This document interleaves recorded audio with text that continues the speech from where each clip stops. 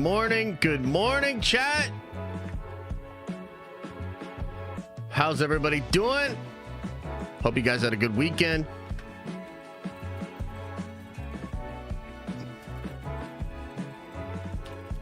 Hope you had a good weekend, man. Oh, we got a lot to get into today. I'm pretty excited about it. Lot to get into today, chat. Oh, and it's some of this stuff is crazy.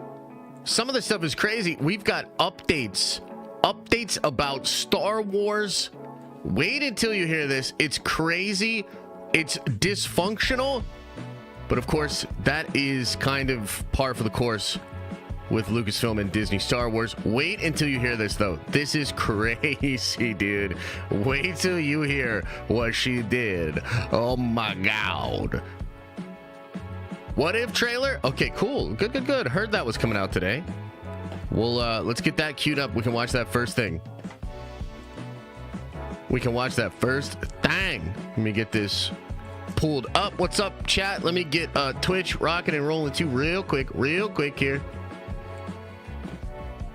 Real quick. Can't forget about Twitch or they'll get all mad at me. Oh, stop ignoring Twitch. Oh, you're always ignoring Twitch. What up? What if season 3 trailer? Is it pretty good? Does it seem cool? We can watch it. We'll watch it here in just a second. In fact, let me get it pulled up. Is it on the Marvel Entertainment thing? If there's... Oh shit, it is. Okay, cool. 2 minutes and 20 seconds. Great. Fantastic. We'll watch that in just a second. Let's let people get in here, though. Let's let some people get in here. What up? Did you guys have a good weekend?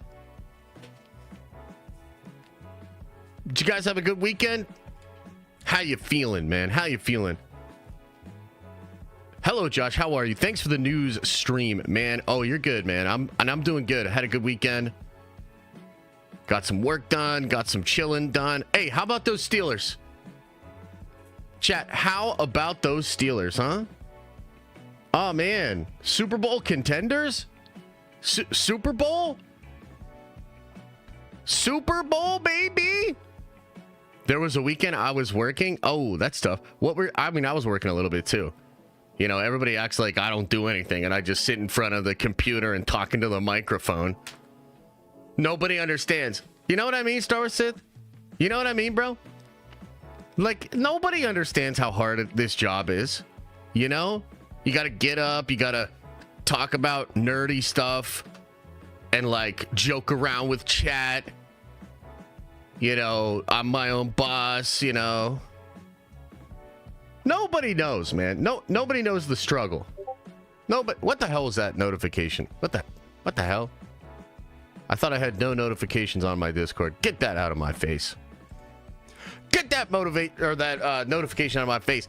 Philip Hatch says, Josh, I worked 15 hours on Friday and 17 hours on Saturday. Heal my body with some nerdy news. Oh, I will, brother. Don't worry. And oh man, not only are we gonna heal that body with some crazy nerdy news, but dude, I've got some super hot takes, and I'm actually really excited to get into some of these hot takes with you guys too. Oh yeah, Josh ignoring the fact that Penguin is pretty damn good. Oh no, I'm not ignoring that. Do you guys want me to address the Penguin finale? Would that make you all feel better if I address the Penguin finale? Thunderbolts looks good. Thunderbolts looks so good. I'm so surprised, but honestly very excited about it. At a stoplight, my daughter just threw up in her car seat. Life's sweet, Josh. Hey, I've been there. I have been there. I know that game. Okay. So, last night, the Penguin had its finale. Okay? And I, like most of the world, did not watch it. So there you go. That's the take. That's the take on the Penguin, man. That's the take. Hey, Penguin had a finale. Rossi, thank you for the $5 holla. Says, good morning, Joshua and Nerd Vengers, except for Apache. I'm still riding high from the Thunderbolts trailer. Love you guys. Let's have an awesome week. Hell yeah. Now, Rossi, are you mad at Apache because he put you on the list of chronically online horny, gooners that are in our community? And I say to Apache, if we were to get rid of all of the chronically online hornballs in our community, there would be very little left. So look, we're just gonna we play with the hands we're dealt. Okay, we play with the hands that we are dealt. So Rossi, Cool Bear, many of you, you this is your safe space. This is your safe space. Ferner 87 says, what up, Josh? Let's go Steelers. Dude, let's go Steelers. Mike Tomlin, coach of the year. Everybody doubting him. Coach of the year. Doing incredible stuff. Russ is looking good. And the crazy thing is, could be legitimate Super Bowl contenders. They match up very well against Kansas City. There's almost nobody that can say that. The Steelers actually match up well against Kansas City. Great defense. Kansas City is not really blowing a lot of teams out this year. Winning some close games. That's the Steelers kind of football. Oh, man. And I would love if the Steelers make it into the Super Bowl, because then I don't have to stream. I made a deal with you guys. We do Super Bowl streams, but if the Steelers are in the Super Bowl, I do not have to stream. We already agreed it. Paid time off from chat, and I really appreciate it. Thank you. Carl says, did y'all watch a different Thunderbolt trailer? What? Carl, are you hating on the Thunderbolts trailer right now, brother? There ain't no way. There ain't no way. Is Carl really hating on the Thunderbolts trailer right now? Ain't no way, fam. Hey, you know what, Spartan? You have to say that because you're over in Ohio, and I totally get it. You have to say that. That's okay, man. That's okay. Hey, Steelers versus Eagles Super Bowl? Dude, a Turnpike Super Bowl? There was one year where it could have happened. I forget which team fucked it up, but there was a year that could have happened. That would be really cool. That would be great. Rossi says, thank you so much. I have now where else to go. I mean, look, I don't know. I think you're saying you have nowhere else to go. It's okay, man. It's all right. You know what? You're welcome here. Okay, hold the KC thing is a little too much. LOL, they're not in KC's league. Oh, my goodness. That's not what I said. I said they match up well. Okay? There's all sorts of reasons as to why they match up well. Have you ever heard of a mismatch before? Like, maybe this one team is not actually that good, but they match up well against this other team. That happens all the time in fighters. That happens with movies, Avengers, things of that nature. I missed your super chat. Okay, well, hang on now. Hang on now, everybody. Hang on now. Oh, okay. A1 Exec FPS has just moved into my first apartment, meal prepping and enjoying the stream. The best Monday routine. Much love. Nerd Vengers for life. Oh, that's awesome, man. Congratulations. Out in your first apartment. That's great. That's good stuff, man. Doing a little meal prepping. Awesome. Awesome. Awesome. Yeah, and I'm saying they don't match up well with them. Okay, fine. We'll agree to disagree then. What up, Josh? CrossFit doing a hero workout, Chad baby. Oh, that's cool. That's actually a cool idea. I like that. Why would we want you to address the finale if you haven't even watched the show? Oh, that's not true. I watched the show. I watched the show. I didn't watch all of it because it's like a snooze fest. You know what I mean? It's like some of the most boring content put out there. But look, I'm glad that DC fans are enjoying the Penguin. I've said my piece about the Penguin. And I wasn't going to watch it again unless Batman showed up. And spoiler alert, he did not. The most they could afford was the bat signal in the sky, which I think is kind of funny. Like, in some ways, it's like DC is so broke, they can't even afford Batman. Which is wild. But, yeah, no, look, again, I am glad that there are so many people that like the Penguin. And that's great. That's great. I'm glad that you guys are enjoying it. You had a good time. Did you think the finale was good? So those of you that have been liking it, did you think the finale was good? And he did not need to show up? Well, he didn't need to show up for you. I think when we take a look at the viewership numbers, we might be able to make an argument that he did need to show up for the rest of the world. Because, again, there ain't nobody watching this show, brother. You know, Agatha just popped back into the top 10 on Nielsen on Friday with 330-some million minutes watched, which is really bad. But that's how low the competition is right now. Penguin, yet again, nowhere to be found on any of the charts. Nobody's watching that show, brother. Nerd Vengeance for Life, Unity. Appreciate you. Thank you, thank you, thank you. I don't think HBO is worried about the view count. You might be right, which is why they're probably going to get broken up and sold off for parts. So I actually agree with you on that one. Agatha is back. Yeah, Agatha is back, man. Okay, should we watch this? What If season 2 trailer? Can we? Let's see this. By the way, chat, I have not watched all of season 2 of What If. Okay, I've talked to you guys about this before, but like at that time I was just kind of fatigued on Marvel. We're gonna talk about fatigue for Marvel in a little bit. So at the time was definitely just not feeling it. And I want to change that. So this Wednesday, we're still going to have our town hall Wednesday night with all the Nerd Vengers. So you can come in and get your voice heard. We'll talk about, the new streaming schedule. We'll talk about a lot of different things, right? But we will also watch that the end of that season. So I'd like to do that as a watch party this Wednesday.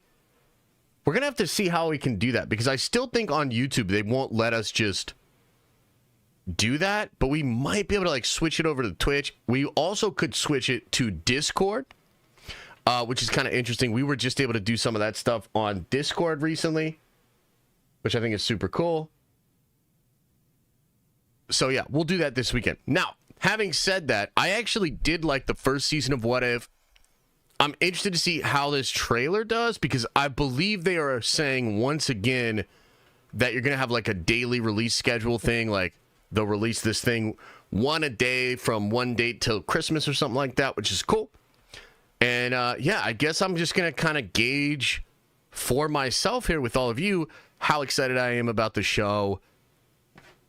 Let's check it out. You guys ready? On December 22nd, witness the season that ends it all. Let's begin. Up for an adventure? Always.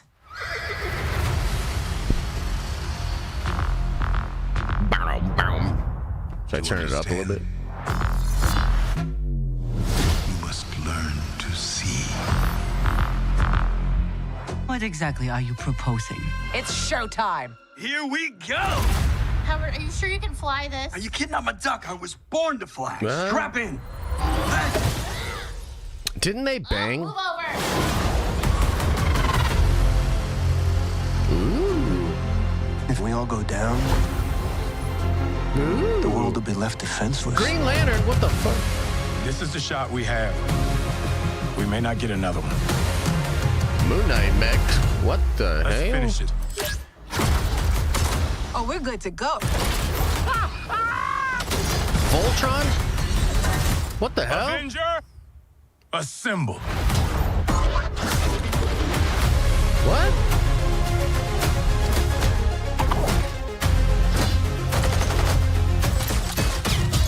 Ooh. Light them up now.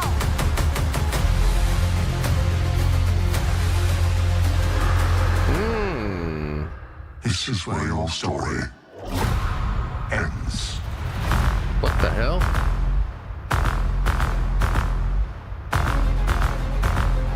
With some mysteries, the only answer is what if.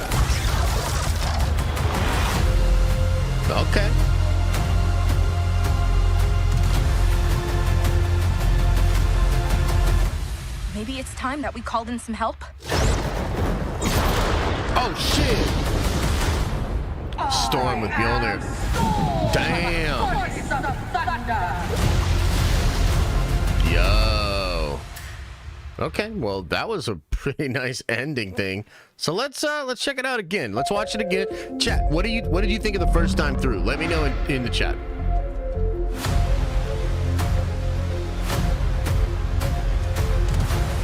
Let's begin. Up for an adventure? What you think? Always. Music's lit. To understand, you must learn to see. What exactly are you proposing? It's showtime. Here we go! Howard, are you sure you can fly this? Are you kidding? I'm a duck. I was born to fly. Strap in. Oh, move over. Oh. If we all go Zeus? down, the world will be left defenseless. Moon Knight. This is the shot we have. We may not get another one. Let's finish it. Oh, we're good to go. Avenger, assemble. Dude, they're literally doing Voltron. That's, I mean...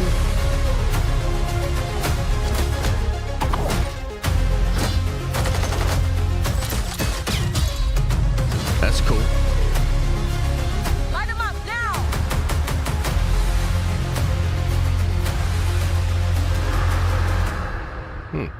This is where your story ends. Uh-oh. Evil Watchers?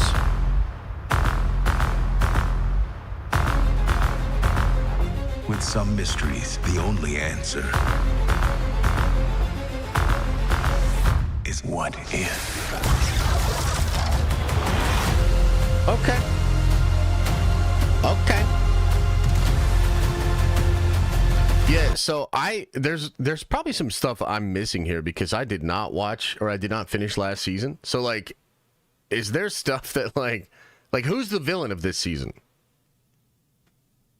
Anybody know that? Let me turn this low and then let's get into it. So you got White Vision, that's pretty cool.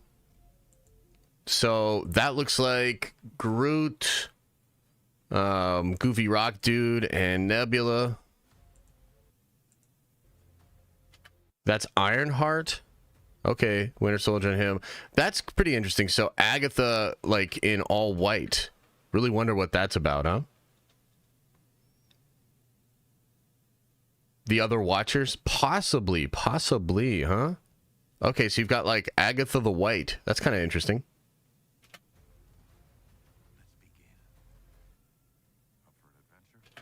Who's this? Is this like Kate Bishop here? Kate Bishop and Hawkeye in Western times? Is that what we got going on here?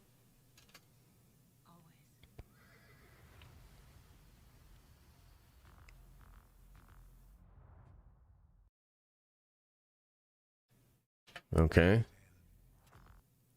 And then, like, what's this? Ironheart in some kind of nanotech suit or something here? Maybe like some white vision tech or something. And then you got like you got the Dark Watchers behind her, which is kind of interesting. I wonder if the Dark Watchers will become like the Beyonders, if there's some kind of connection there. But like, what if they're all revealed to be Beyonders or something like that? That could be kind of cool.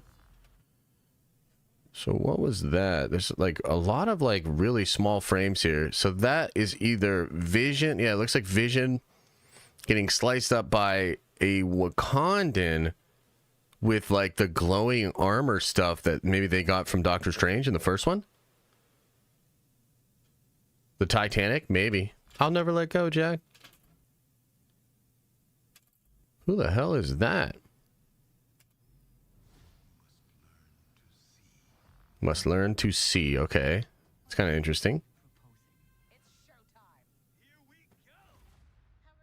Howard and her. Correct me if I'm wrong, but they banged, yeah? Didn't they bang in season 1, or it was like heavily implied?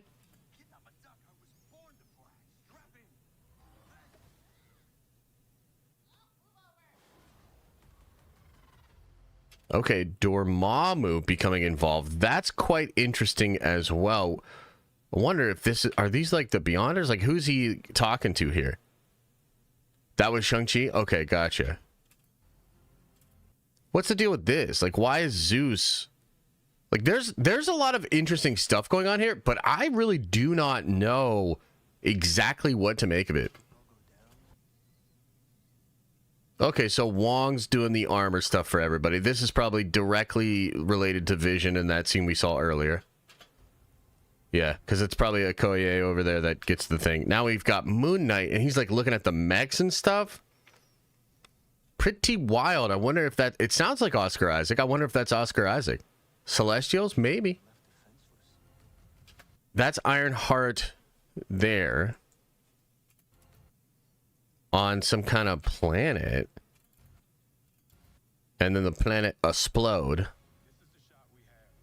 Okay, and then yeah, you've got like all of them in mechs. It's kind of interesting. I really don't I don't know what to make of like Avengers Voltron. Like, I'm a fan of mechs. I'm also a fan of the Avengers. So I this could be cool. The friggin' Moon Knight one looks sick. MCU hates Kang now? Oh, yeah, no, they don't hate Kang. They just don't ever want to address Kang or act like Kang was ever a thing ever. So if you're a big Kang fan, I don't know what to do for you.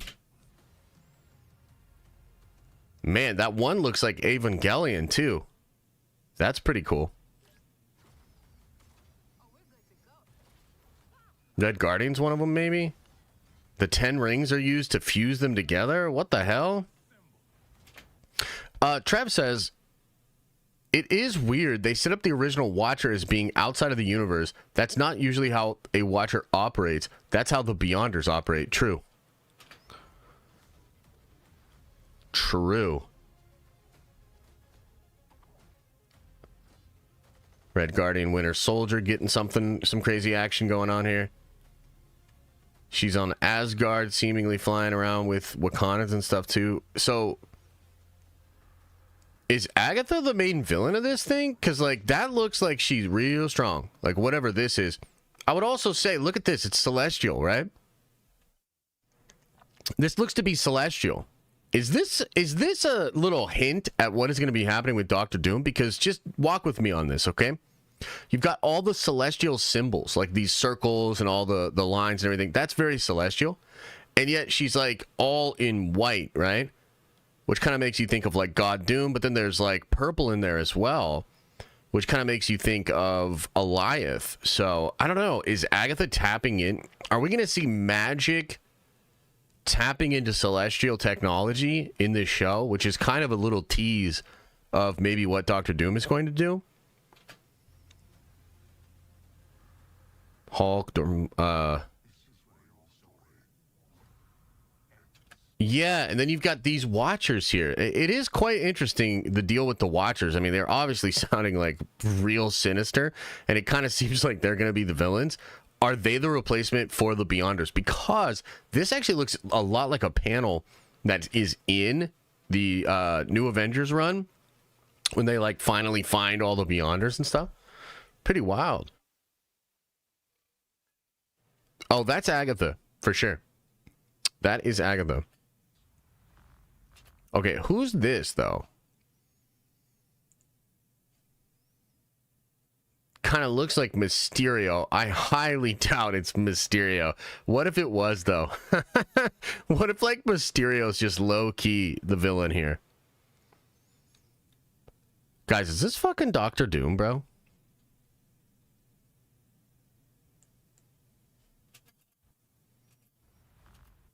Who is this, chat? I would love for Doom to be involved in some way, shape, or form. Oh, that would be so cool. I hope they don't spend too much on this. I don't know. I mean, this is the last one. You know what I mean? So, I don't know. White Vision. Yeah, there's definitely a Risham, so Celestial's involved somehow, some way.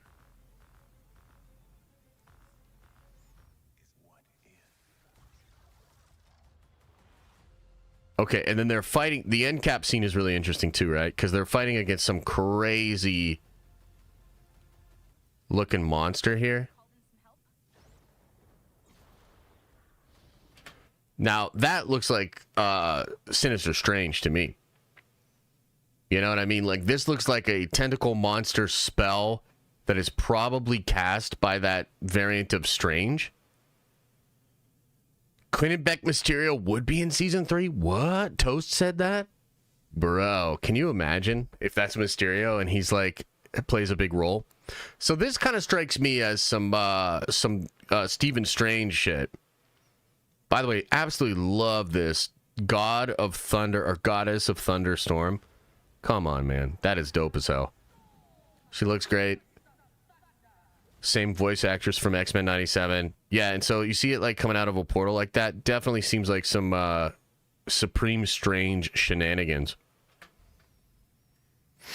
Okay, well, I'm intrigued enough. I mean, looks pretty good to me. What do you guys think? Looks pretty cool to me.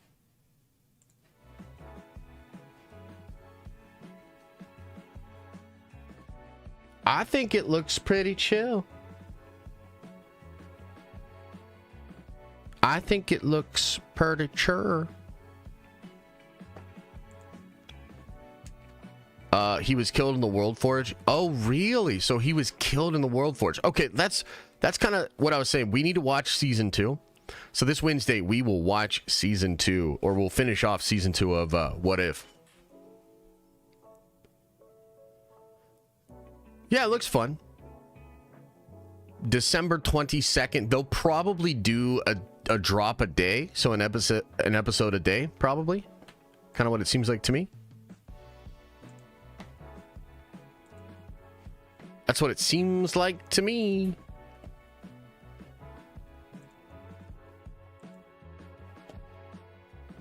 Seems cool though, right? I mean, I think it looks good. I don't know that I'm like incredibly excited for What If. And I think some of the stuff that I want to talk about today is just like, is Marvel doing too much, man? Like, is Marvel doing too much? Is this 2025 thing, is this a good or a bad idea? We're going to get into that. Where is Thor? Is he still on the party planet? I don't know, brother. Couldn't tell you. What do you guys, what's your take on What If overall? Like, because I see Aaliyah in chat, she's saying she really likes What If. What do you guys think about What If? You like What If? You excited for this next season? Are you bummed that it's not, they're not doing it anymore?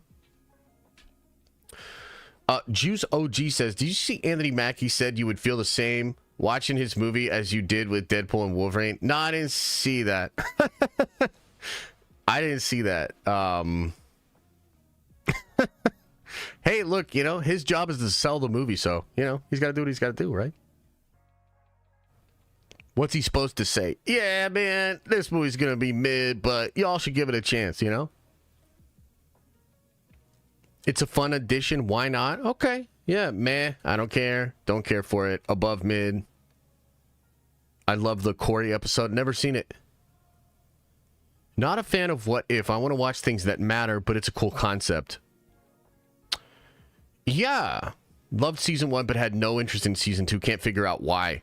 Yeah, I actually feel the same way. So, you know, I liked season 1. I thought one of the interesting elements of season 1 was taking what we've obviously already know, what we can establish from, you know, the Infinity Saga, and putting a spin on it. I thought that was cool, but there were some hit or miss episodes for me, and then the finale I thought was quite interesting. I thought that was really cool. Season 2, the reason that I just was bored, man, and I was like, yeah, I don't know if this is doing enough for me. And I think my ultimate complaint about What If is like, dude, and this is my overall complaint about Marvel Studios within the multiverse saga. The potential, the storytelling potential is like so high. And yet I feel like they made some weird decisions that really handcuffed the creativity. Like the fact that everything had to feel like it was connected to an already established Marvel project is so silly. Like, you could go so ham in What If. Like, the multiversal possibilities are so endless. And it feels like they were unwilling to, like, really go for it. You know what I mean? So, I don't know. Maybe it's just the fact that they wanted it to still feel like it was supporting Marvel Cinematic Universe ideas or, like, Marvel Cinematic Universe things. But, like, dude, the way they could have done stuff.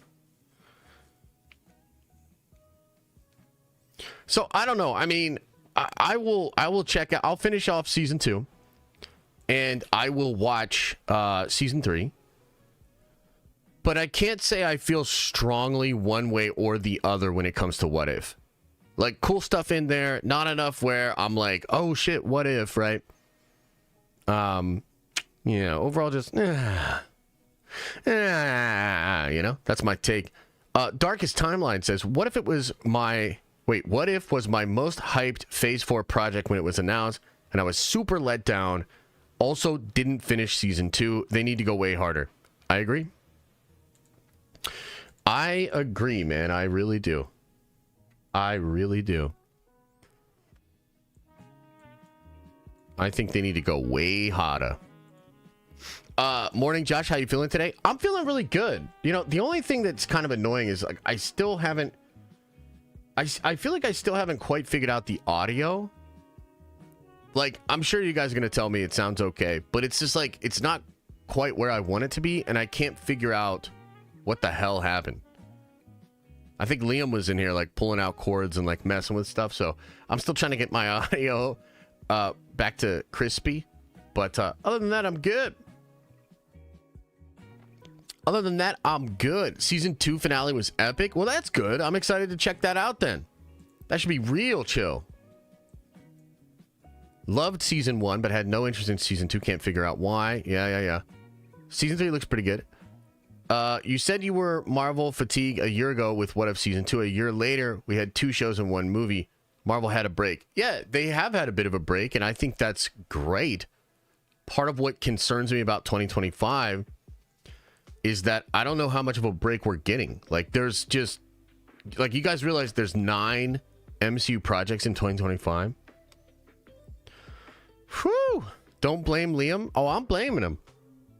I'm blaming his little ass. What's up, Tim? Season 2 finale was mid. Oh, really? Oh, no. Oh, no.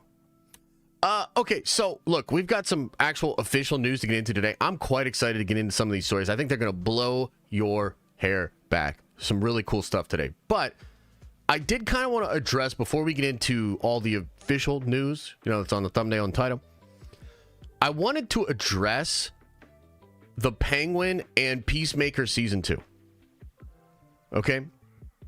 My understanding is that the Peacemaker season 2 trailer, did that play in front of Penguin finale? Because it released about the same time. I think it kind of came out probably with Penguin, yeah? RDJ is Ray. Hey, don't spoil the surprise. I'll explain it. I'll explain it. Josh loves the Pequin. Yeah, I'm all about it. It did. Okay, yeah, I thought so. I don't know, because like most of America, I did not watch Penguin. Not the finale, not the last couple episodes. So, you know, I'm trying to reach out to you, this minority of people that watch Penguin. You guys are like, you're a very small group of people, right? But I respect you. And so I want to be there for you. Okay? And so again, my understanding is that Peacemaker season 2 played its teaser trailer in front of Penguin. Okay, now the reason I wanted to bring this up is because there was a little bit of an argument in the Discord this morning about how important it is to have cohesion within a brand. Can you have a DCU and then a Batman U and then a Joker 2U and all these different things? And so I thought something that would be kind of interesting that I think we would have a lot of fun doing. And Galen, appreciate you, brother. I will get into that in just a second. Something I thought would be kind of interesting that we could do together. We could talk. We could go over what this guy had to say about DC, and this was over a year ago. This was, I believe, in January of last year. Maybe it was January of this year. Was it this year? Oh my God, this year has been so long. Was it this year, Chad? I think it might have been. We're in a time vortex. Okay, so anyway, this is the president of DC. This is what he said earlier this year.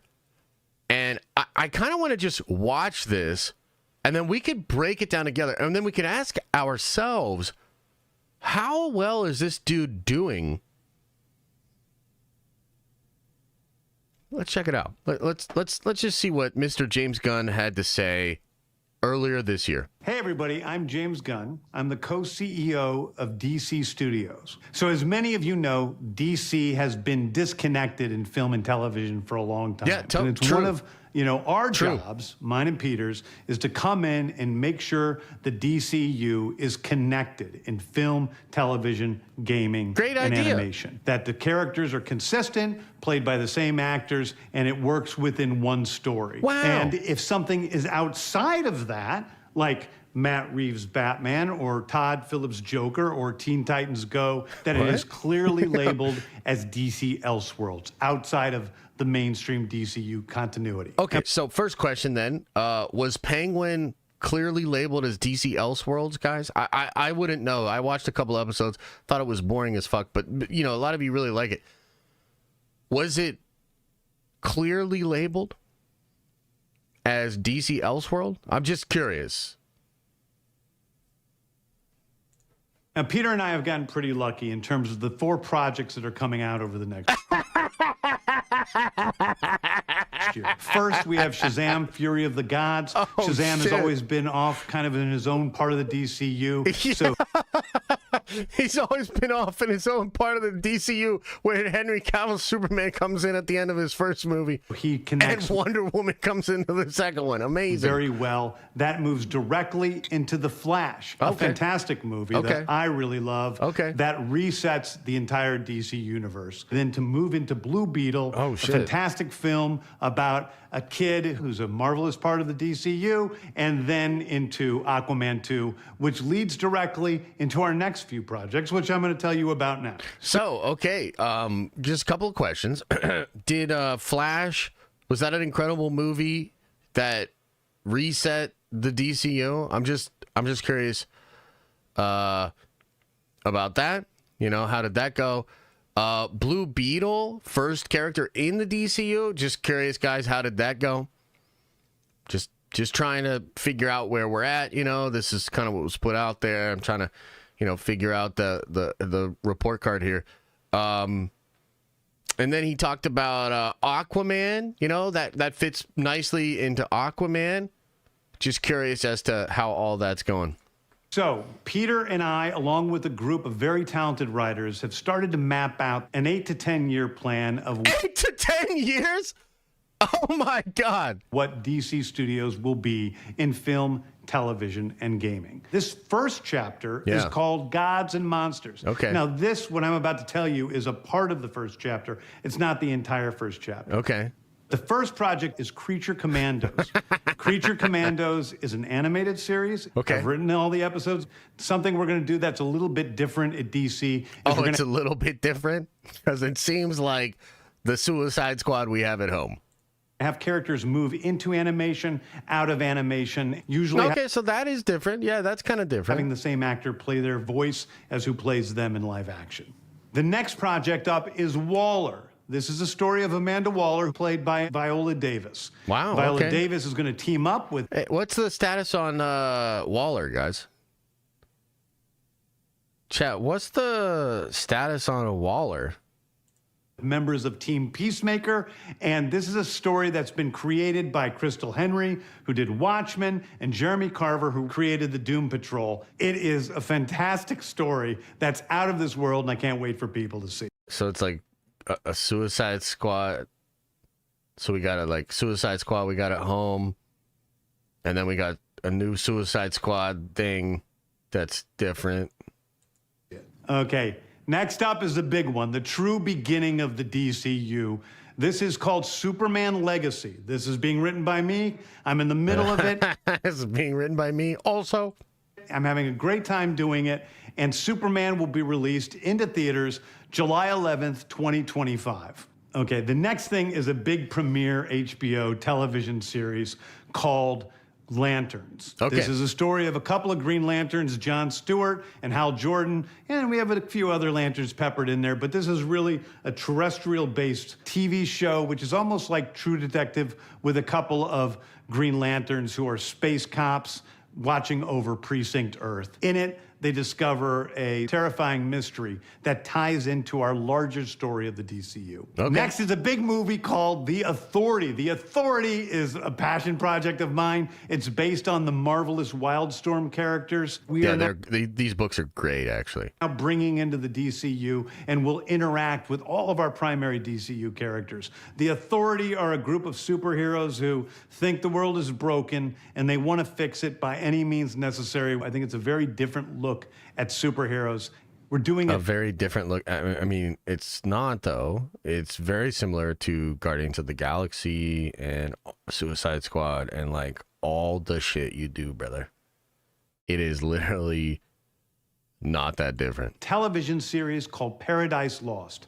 Paradise Lost is a story of Paradise Island, usually known as Themyscira, which is the birthplace of Wonder Woman. It's almost like Game of Thrones with Westeros, but with all of the inhabitants of Paradise Island. Game of Thrones, Paradise Island sounds lit. Where's this project at? The introduction of the DCU's Batman is The Brave and the Bold. Okay. The Brave and the Bold is the story of Batman and his actual son, Damian Wayne. This is based on Grant Morrison's great comic book run. Damian Wayne is my favorite Robin. He's a little assassin who Batman tries to get in line, and so this is the story of the two of them and the beginning of sort of the Bat family in the DC. Okay. Next up is a TV series called Booster Gold. Booster Gold is one of comics' really popular cult heroes. He is a fascinating guy. He's a loser from the future who uses future technology to come back to present day and become a superhero so that people will love him. It is basically the superhero story of imposter syndrome on an HBO Max series. Okay. One of my favorite comic book series from last year was Tom King's run on Supergirl, Woman of Tomorrow. Yeah. And so we're going to turn that into a big science fiction epic film.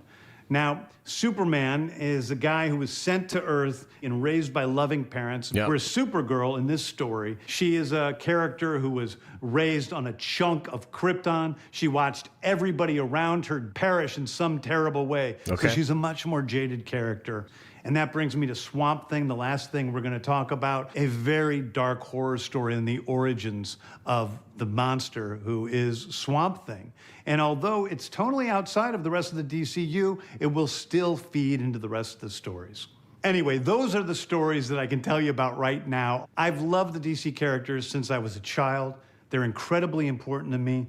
I knew that this was a once-in-a-lifetime opportunity to do something very different. One of the things that's very important for me in all of these movies and TV series is that the director's vision and the vision of the writers and all of the creators is unique and something special. Storytelling is always king. That's all that matters to us. And I want to be true to those stories. I want to be true to you guys and really give you something different than you've ever seen before. Anyway, thank you. Okay, so in all seriousness, like, what do you guys think? Like, how's he doing? You know, a year later, I think we have Lanterns for sure. Supergirl is seemingly heading into production.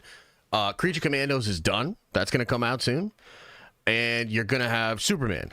So you do have some of these projects. Now, I will say that about a month ago, maybe it was a couple of months ago, he was asked about how, basically he was like, is all the stuff you talked about going to be greenlit? Are you actually going to greenlight everything you talked about when you made this video? And he kind of weaseled around it and basically said, no, if the scripts aren't good, like, I'm not going to lock in on something just because I said I would do it. if the scripts aren't there or it doesn't look good, we're not going to make it or whatever, right? So I don't know. It's just kind of interesting. A lot of you guys like Penguin or are excited about DC. You're trying to get me to be excited about it or me to cover it, et cetera, et cetera. This has been an absolutely terrible year, and I think last year was even worse. DC not doing super great, and it's just weird to me that you have a show in Penguin that is probably the most popular DC thing that's happened in a while.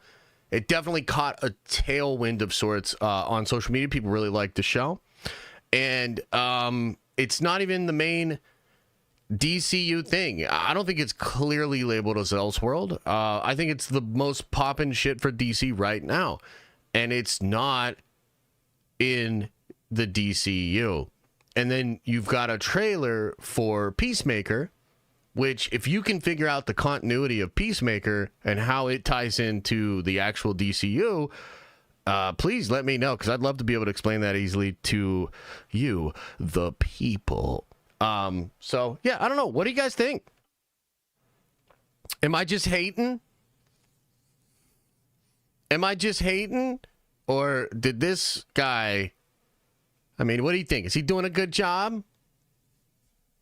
Are you guys satisfied as DC fans? Feeling good? Y'all feeling real good right now?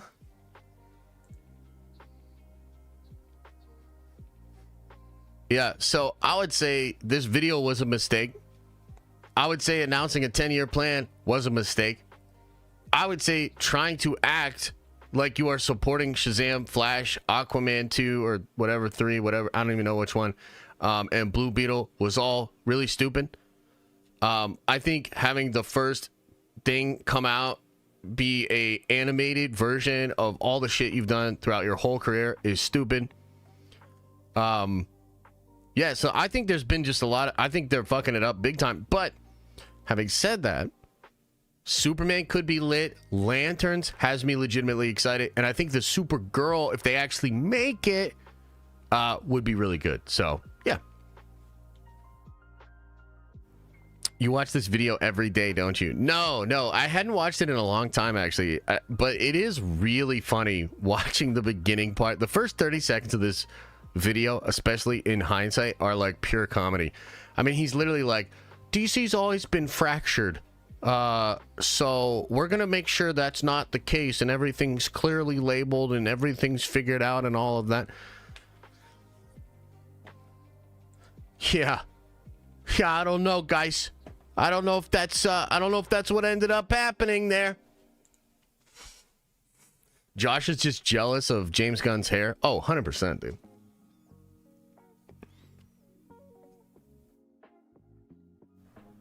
I mean, think about the level of glazing that the Gunn fandom has to have to be able to look at this dude's hair every single time he's on a post or an article. They look at his hair and they still glaze. Like, that's crazy. Like, that's some serious loyalty, man. That's like, you know, when in the Batman movie where the Falcone guy takes out the gun in the bar and he's like, that's power you can't buy. That's the James Gunn Glazers, man. It's pretty crazy. Kaylin says, saw Venom 3 over the weekend and my God, was it funny, but awful. I was just sitting there going through the motions. I'm just sitting there like, man. And then you followed up and said, Superman needs to be DCU's Iron Man to take off. Yeah, I think that could be good. Just H says, 1 full year of Nerd Vengeance. Let's fucking go. Excited for the ones to come. Shine Vengers for life. Much love. Unity. What? Shine Vengers? You know, she hasn't even followed me back on my new Twitter. Paul finally followed me back and we were talking shit on all of you guys in chat together. But Shine has not yet. Josh, do you think Pedro's stash and Gunn's white spiked hair has a group chat of which one looks more ridiculous? Well, the stash doesn't look ridiculous. Pedro's stash has always been a staple of him as Pedro Pascal. The reason I don't like it is because when you are an actor I think you're supposed to like become the role.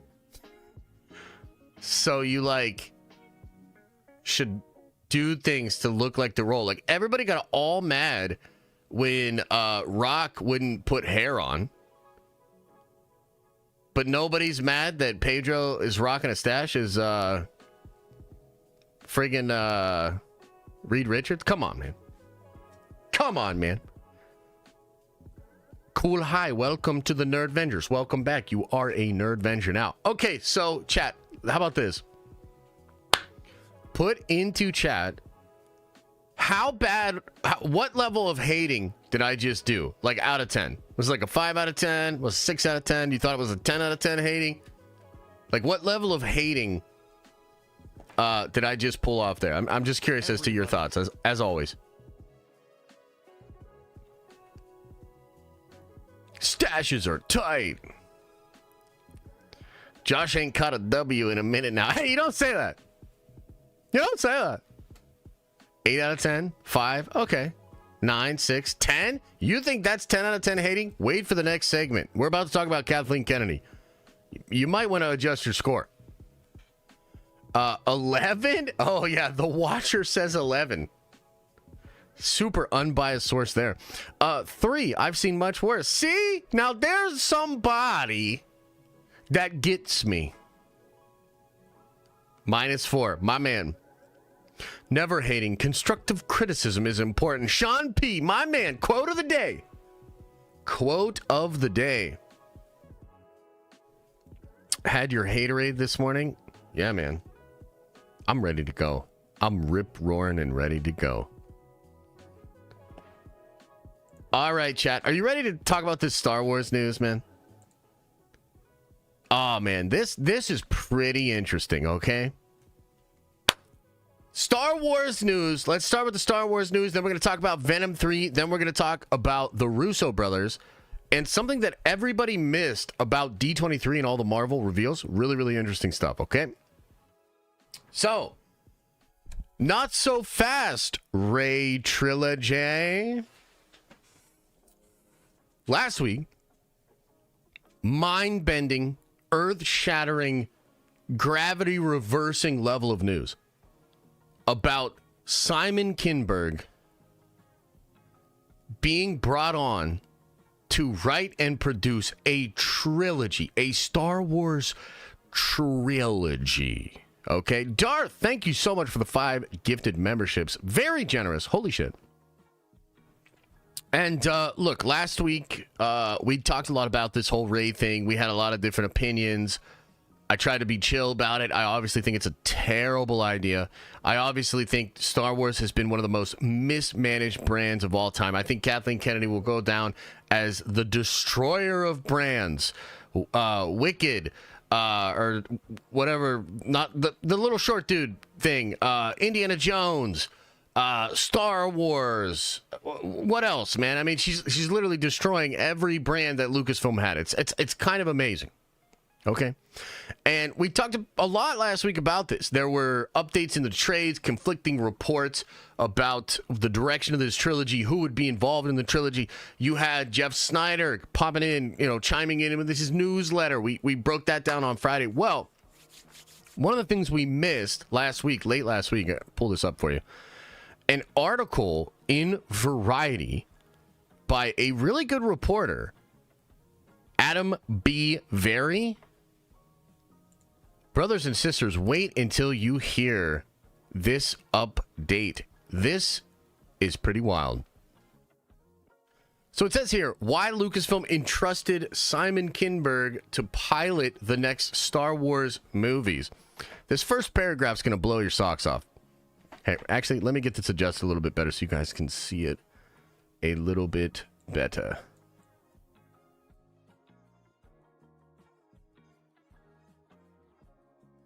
Okay. You ready for this?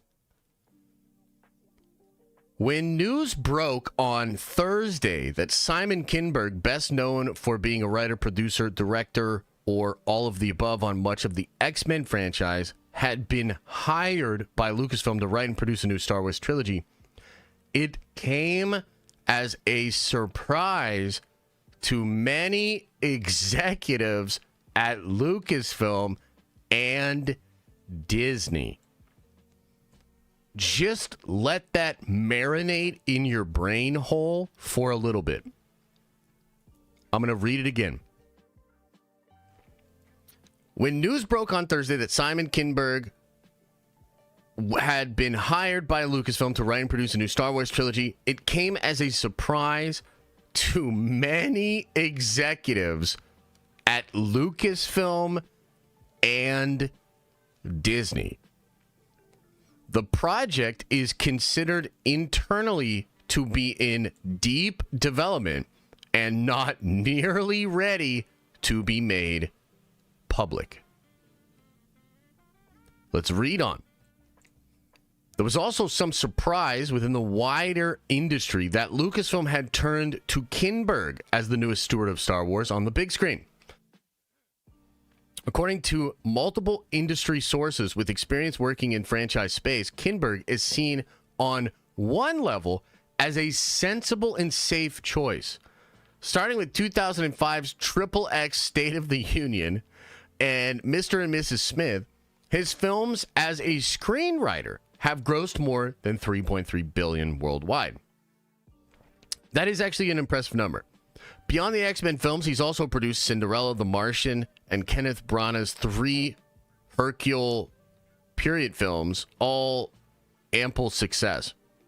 He's said to understand how to talk to film executives about franchise filmmaking in a way that allays their concerns about creative decisions affecting the costly bottom line for these projects.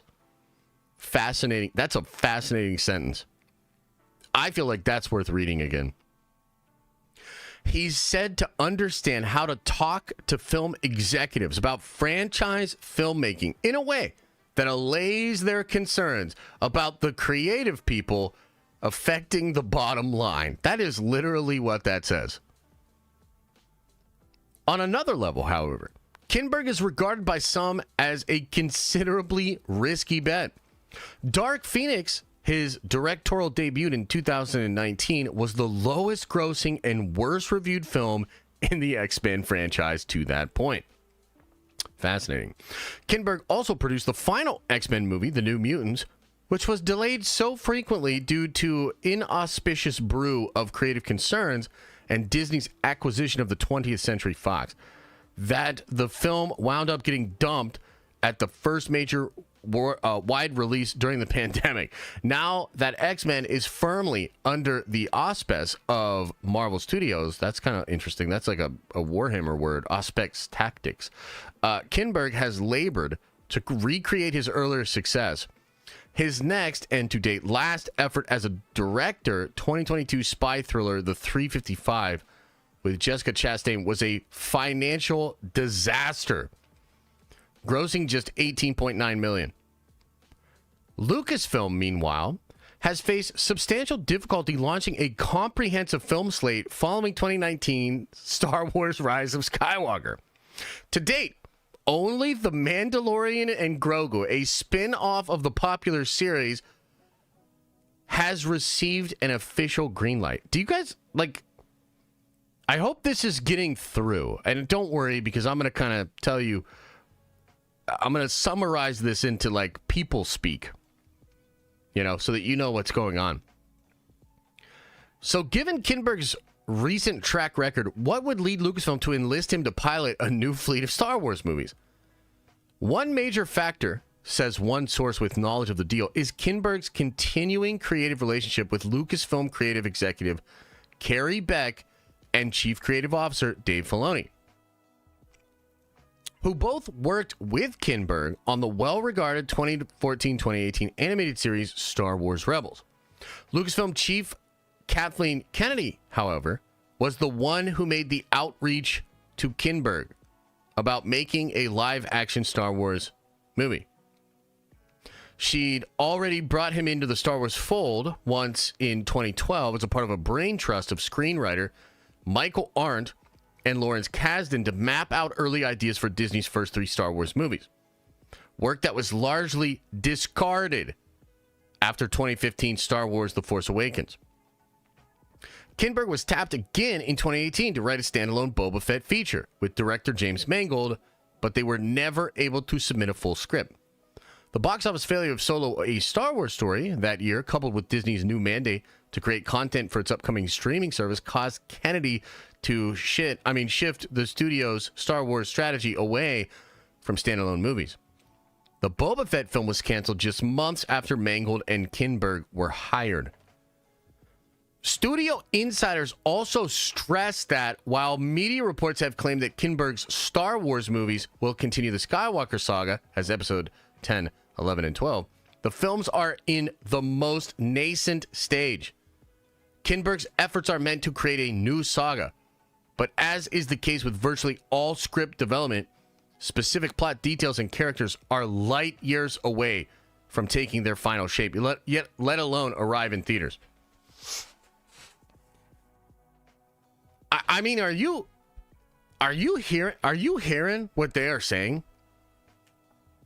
Kinberg is also already committed to helping revive another celebrated sci-fi franchise that has hit a fallow period, signing on to produce what Paramount aims will be its next Star Trek movie. Oh boy. Directed by Toby Haynes, written by Seth Grahame-Smith, and Kinberg is producing Edgar Wright's The Running Man with Glenn Powell, which Paramount has slated for November of 2025.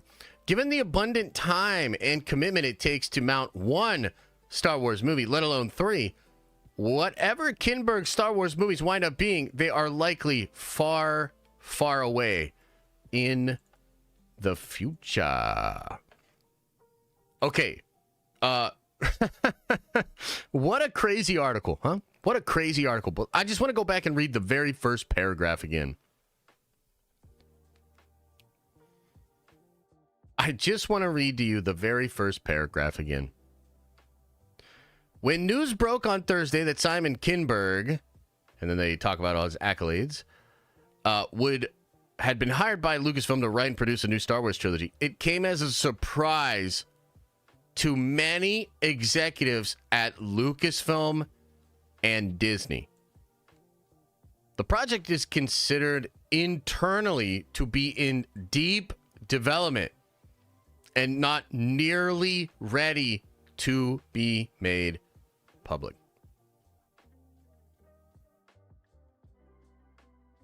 They say later on that it was Kathy herself that reached out.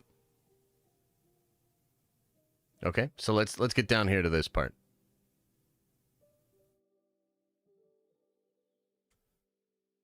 One major factor, says one source with knowledge, is that his continuing creative relationship with Lucasfilm, Carrie Beck, and Chief Creative Officer Dave Filoni.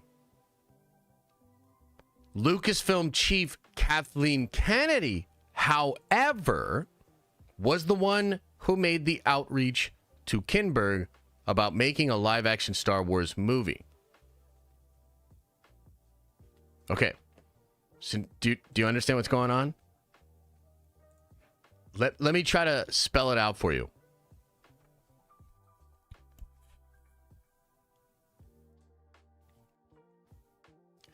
Continued dysfunction at Lucasfilm. Dysfunction that is coming directly from Kathleen Kennedy.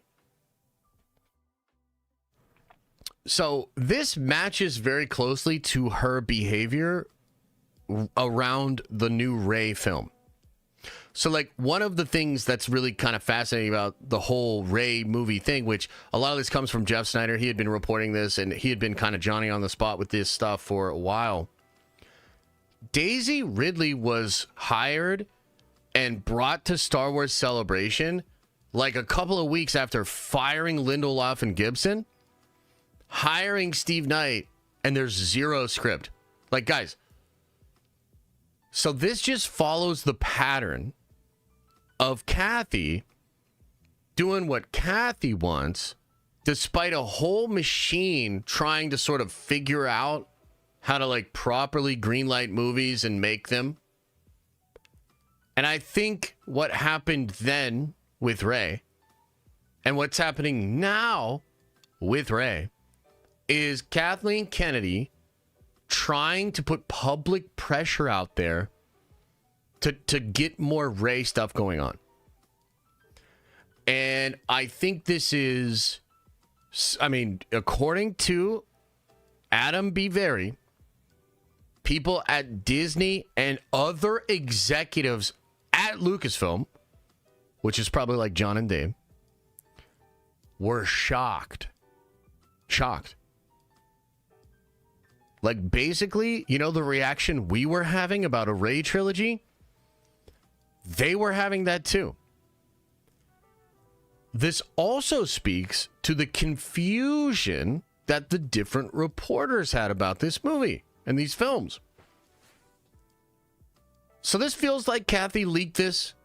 Kathy was the one that went to him to get it done. Kathy's co-producing. Like, don't you see what's going on here? This feels like her trying to leverage for like one last push, one last W, one last protection of her legacy or whatever. Okay? And so I bring this news to you because, frankly, it feels like this whole trilogy idea is bullshit. Now, it's obviously not complete bullshit because, like, I believe the Cosmic Circus when they reported earlier this year that the Rey movie's title was being internally referred to as Episode 10. But again, what Rey movie? Because there are 5 Rey movies currently at some level of development. Sean Levy's movie, Charmaine Obaid-Chinoy's movie, and 3 movies with this guy. So there are 5 different Rey movies at some level of development over there. You think Kathleen Kennedy wants to make some Rey shit? Like, let's just, like, chat. It's almost like Kathleen Kennedy is desperate to make some more Rey shit before she gets out of there.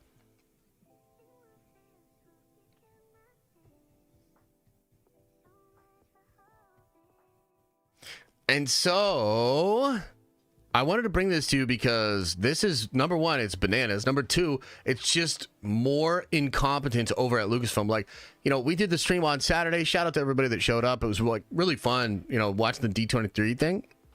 But one of the funniest parts of that whole presentation was when some people were in the room filming the audience react to a Star Wars little like teaser trailer thing.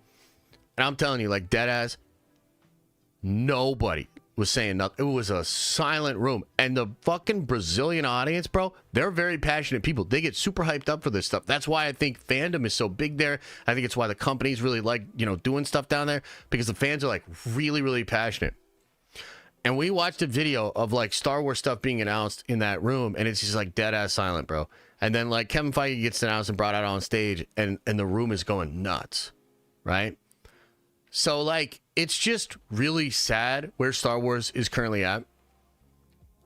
And I think what we're seeing kind of happen out there in the news is really like Kennedy's camp trying to leak stuff out there to put public pressure on like Bob Iger, potentially Dave Filoni and Jon Favreau as well, to make them want to back and commit to this plan that is, like almost everything else she has done, completely half-baked, bro. It is completely half-baked. It is more of a Game of Thrones political move than it is the move of an operating president of a company that is actually producing movies. So I think maybe the good news here, right, the silver lining, is that, this Rey movie thing might not happen. In fact, it's kind of seeming like it won't happen, at least anytime soon. And I also think that we're doing our job now, and I was doing my job last week. What I mean is, like, this is being leaked. It's out there in the public sphere. I tried to do my part to say, this is a terrible idea. This will be very bad. I don't like it. Oh, and here is also the history of the movies and the production and how inept Kathleen Kennedy has been as a leader. That's what the job is. Because What's going on right now is like a real weird political game. And so I wanted to bring this news to you today because even though it's not necessarily the most groundbreaking thing, it is the actual reports coming from incredible reporters who, by the way, have just given less and less of a shit about defending Kathy and defending Star Wars. During the sequel trilogy, a lot of the mainstream media would go very hard to try to defend Kathy, to try to defend Lucasfilm, etc. That is gone. That goodwill is gone. And so now you have people like Adam B. Very coming out there and kind of spilling some tea, letting you know the real shit. And so if you've got Star Wars fans in your life that saw that Rey trilogy thing and they're losing their minds, send them this segment, send them that article, let them know what's actually going on because that narrative needs to be out there. We can't just let Kathy kind of trick the public into thinking that there's this well-conceived plan for a trilogy of movies where Rey is Obi-Wan. That's not what's happening. What is happening? Flailing. Complete incompetence. So much so that it is shocking executives at the parent company and the actual studio itself. So that's the first story of today. Would love to know what you think about it, chat. Feel free. Give me some thoughts. Please spread that message out. I think people deserve to know. If there isn't a script, make another Toy Story instead. Yeah. But why so much Rey, Josh? She sucks. Well, that's because Kathy does not live in reality. You know? So, like, the way she's viewing it is like she feels that she has to do whatever she can to try to secure more of a future for like the characters that she helped create and usher. I think she sees a future with Rey as some kind of public endorsement of the sequel trilogy itself in the direction of Star Wars. You know what it really is, chat, in my opinion? I think they're unwilling to hold the L. Like, I think Lucasfilm and Kathy, they're unwilling to be like, wow, we fucked up in a lot of ways, and the brand is in a horrible spot.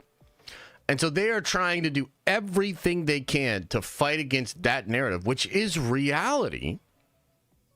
And I think they view this as a way to do that.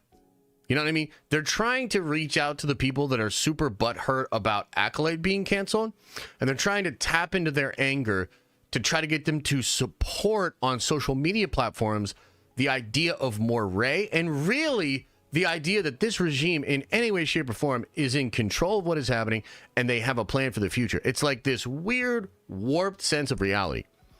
That's what I think is going on. Like, they're trying to do everything they can to prevent the truth from being more widely recognized as the actual truth. But that's just my opinion. That's kind of my read on the terrain. Look, Adam B. Very is an incredible reporter, much more official than yours truly.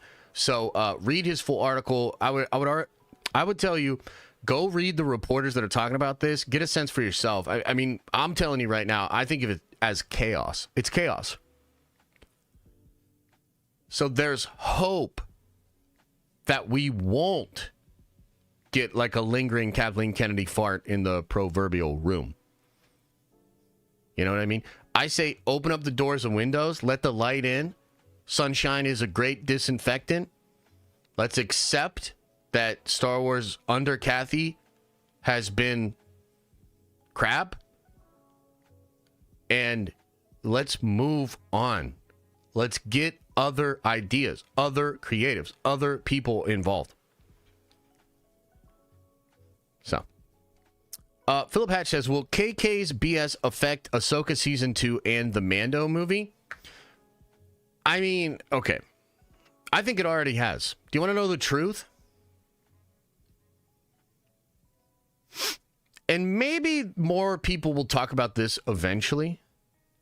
But I feel pretty strongly that the end of Ahsoka was compromised because Kathy and Lucasfilm wanted another season.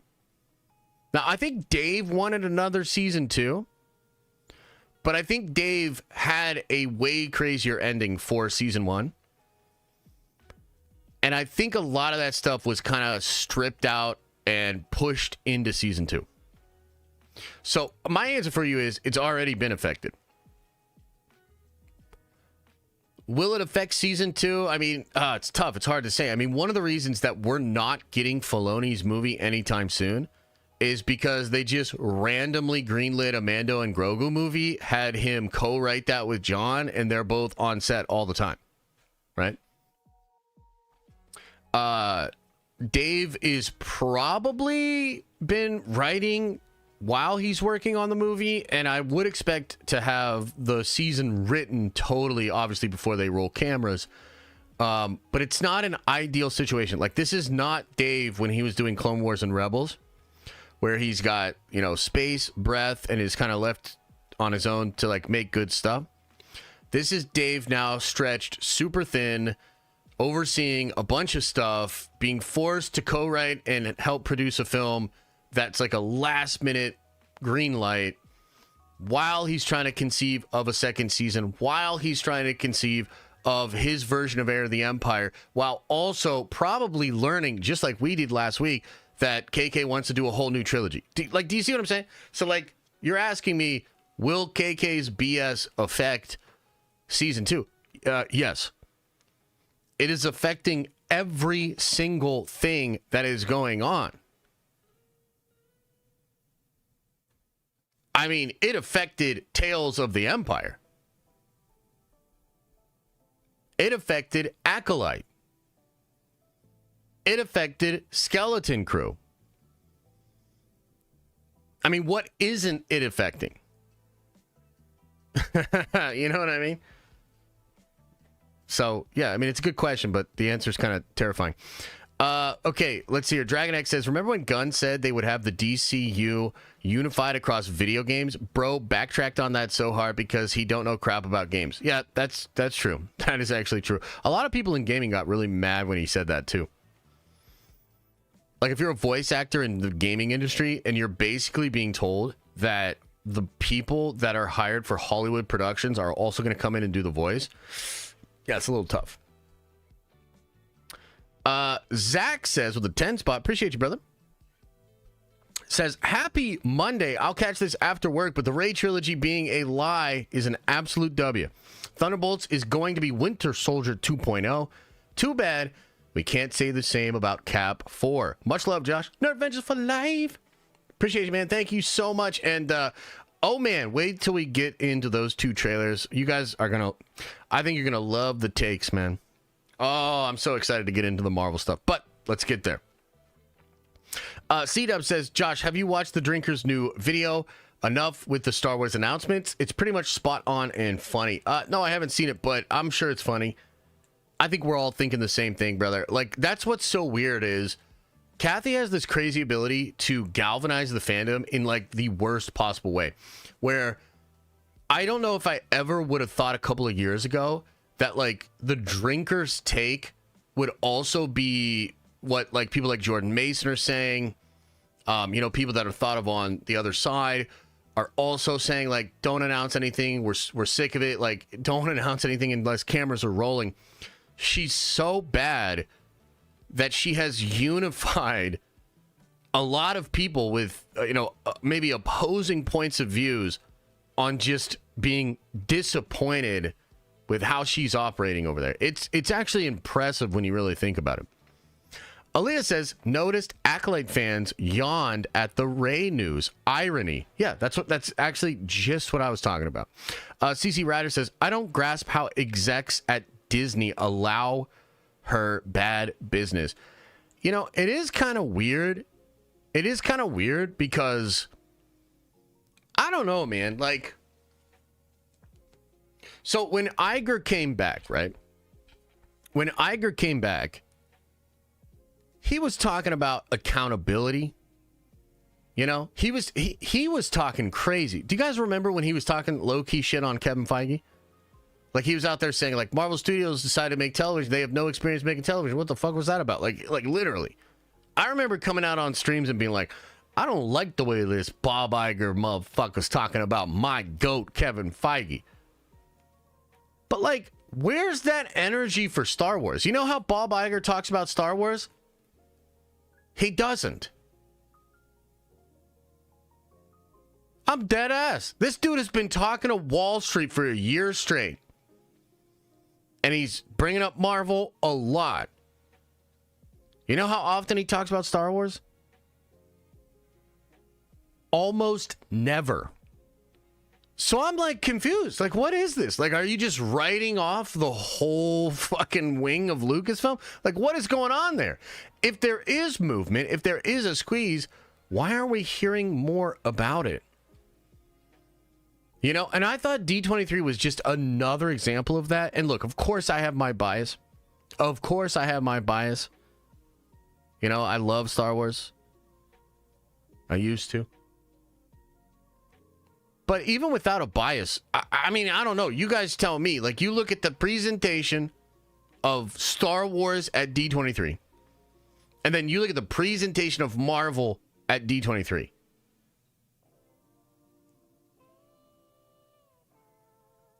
Like, do you Star Wars fans feel like you're being taken care of here?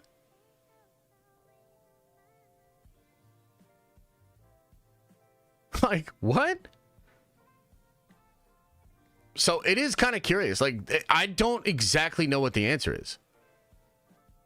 I don't know, but I got to tell you, man, they got to figure it out. Like, we cannot sit here in... I mean, I just don't know how much more of this shit we can take, brother. You know what I mean? I think you need somebody new in there. You know, she needs to step down. We need projects that get a lot of people excited. And the Rey movie is not that. None of them. No, not one of the 5 Rey movies is the move. Okay? Oh, man. Okay, so anyway, that's the first story of today. Now let's talk a little bit about Venom 3, baby. Venom, Venom. Hey, where's my Venom fans at? Throw a 1 into the chat because it's a Venom sweep, ladies and gentlemen. Venom is peak. Unbelievable. What's going on with Venom? Did you see the news? Well, if you didn't, don't worry. That's my job. I'm about to explain it to you, okay? Check this out. Venom 3, in its 3rd weekend, still #1 at the domestic box office with a drop-off of, let me check notes, 37%. Absolutely incredible numbers coming out for Venom. Venom 3 might be #1 even next weekend. It's possible that there's another movie coming out that could take it. I think it's a horror movie. I'm not exactly sure.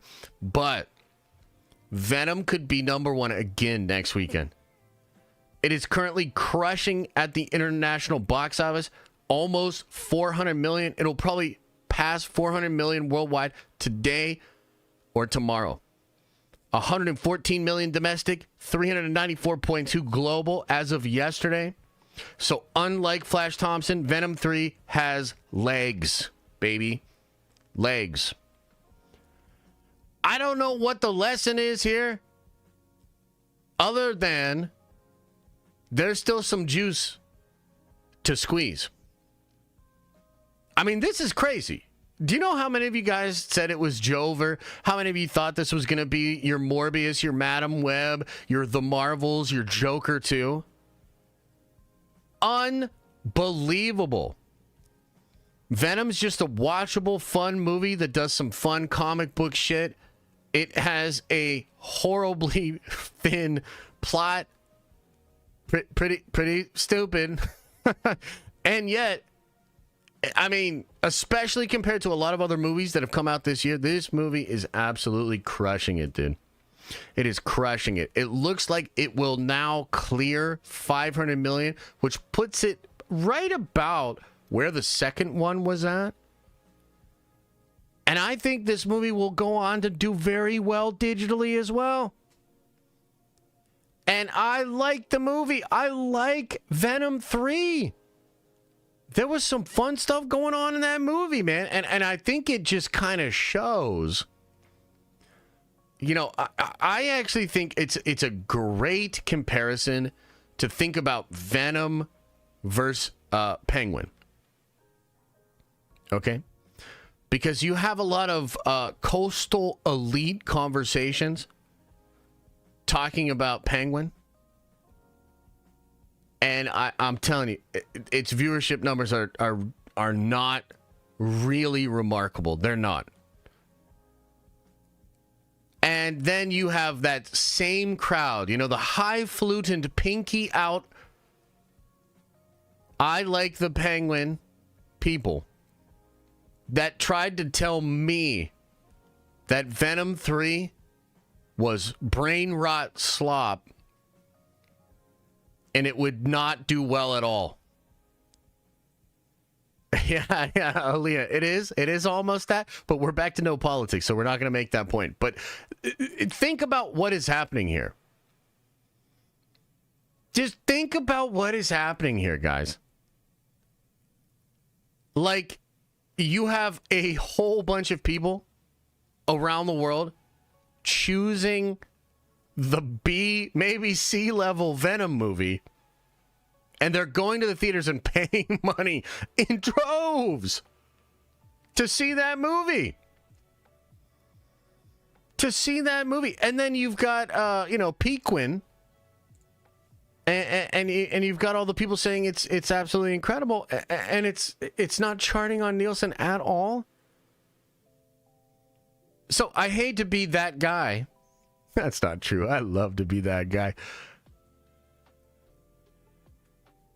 Your perception of what gets people excited or what gets people to check stuff out might not be true. You know, I said this during Phase 4, and a lot of people clowned on me for saying this. I said, you don't actually need these movies to be incredible.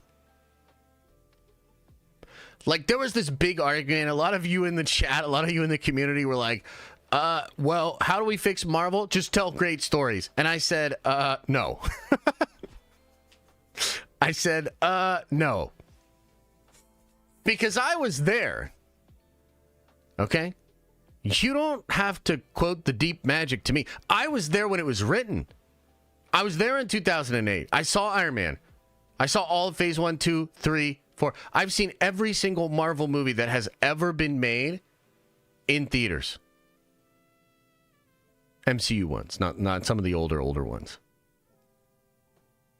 And I said, guys, you're misinterpreting what was going on. People weren't saying that the Marvel movies were mind-blowingly good. And in fact, it was the opposite. And in fact, you had a lot of other people saying it's amusement parks. It's not real cinema. They're not really good. So much so that you had people like Robert Downey Jr. and other MCU actors trying to sort of fight back against that in the mainstream media. Guys, I was there. The Marvel Cinematic Universe was derided as bullshit brain rot content for years. Now, I will also admit that a lot of those movies were better than people gave them credit for it. But that's not what propelled Marvel to success. You know what propelled Marvel to success? Experience. It was an incredible experience to be going to these Marvel movies. It was a celebration. It was an event. You walked out of the Marvels, only one part of it, and I went outside and puffed on the pipe, and then I came right back in. But that's not important. Don't bring that up. That's a non sequitur. It doesn't even matter. The point I am making is that we want fun experiences. We want event filmmaking. And Venom, by the way, could have done way better. So let's not forget that either, because I think Venom did make some mistakes. I think Venom could have performed even better. I think if you have a Spider-Man in there, I think all three Venom movies make near $1 billion. Does anybody disagree? I think if you actually had Noel showing up and not just, kind of being cucked the whole fucking movie. I think you actually have a movie that might make $800, $900 billion. Right? So, the Venom 3 phenomenon, as I am now calling it, the Venom 3 phenomenon is a data point that I think tells some interesting tales. Tells some interesting tales. And I personally am very excited because, you know, number one, my wife hated Venom 3 and I loved it. So this is like W Josh in the household. That's pretty cool. A lot of you hated it. You said it would bomb. You said it would never perform. So I feel really good about that. And then, of course, you know, there's all the Penguin shit. Like, everybody thinks Penguin's so great. Venom 3's out here about to make $500 million worldwide. It's unbelievable. Unbelievable time to be alive. Woo! Woo! Anakin Stark says, hey, Josh, just joined in. What's the TLDR? TLDR, Kathleen Kennedy lying about the Rey trilogy, leaked it to the press, hired people without executives at Disney or Lucasfilm even knowing about it. And so she continues to suck. Venom 3, a phenomenon. Incredibly successful movie, especially because the budget is the lowest out of all three of them. And that includes the marketing budget. So as much as people wanted to say it's Jover for Venom, that shit has legs. Uh-oh, Elisa's in here. Elisa's in here and she's real mad. You don't speak English. What?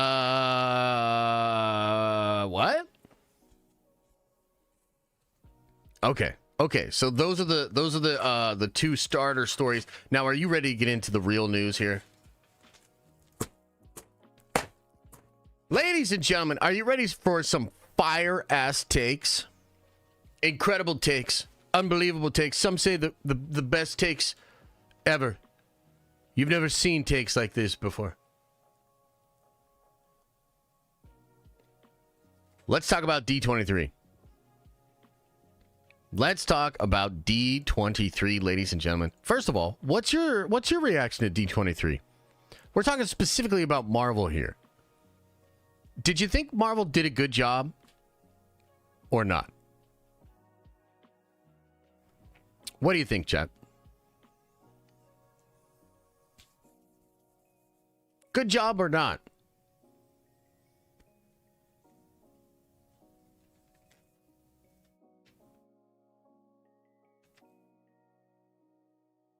So I think one of the first questions that the fandom overall is asking themselves with regards to D23 is like, are we just doing way too much right now? Okay. I saw some people, hey, and I could appreciate that, brother. Please send me a link on Discord. I'll check that out. Okay. So let me just adjust one thing here real quick, chat, real quick here. Okay. So I think this is actually kind of an interesting question that the fandom is asking themselves right now. Is this just way too much? And part of it, it's like the presentation itself. Like, is the presentation itself too much? I mean, we just had, San Diego. They've been dropping other trailers. They had this presentation at Brazil. They just dropped another trailer today. Are they doing too much? I think that's a question. I think that question is exacerbated by the release of those two trailers specifically. I like both trailers. We're going to talk about both trailers. There's some really interesting stuff going on there. But especially the Thunderbolts trailer, did you need that trailer right then and there? I can understand the Captain America thing. But didn't we just have a first trailer of Thunderbolts like a couple of weeks ago? And now we're getting an almost 4-minute trailer with Thunderbolts at the end of the year. It's kind of interesting. So I think that's a question kind of worth talking about. But one of the things I want to bring up, which, by the way, in this segment of the show right now, I have some specific questions and some ideas that I want to kind of just talk to you guys about. I have a video coming out later today, which is like a concise, edited version of all of the different announcements. The big deal, you know, things that Feige said on the show floor, things that they announced before the big trailers for like What If, X-Men 97, etc. And then the 2 trailers themselves. Okay, so I have a big condensed video coming out later today. But right now, I kind of want to just speak about some interesting ideas here because I personally do feel like Marvel is doing a little bit too much. And if you'll recall, I think it was either last week or the week before, Marvel released that trailer that had all the details for 2025, etc. And I kind of reacted a little bit negatively towards that, right? I don't know if you remember. And I still feel like they're doing too much. But to be fair to Kevin, to be fair to everybody over there was something he said I thought was really interesting. So I wanted to kind of really focus in on this point.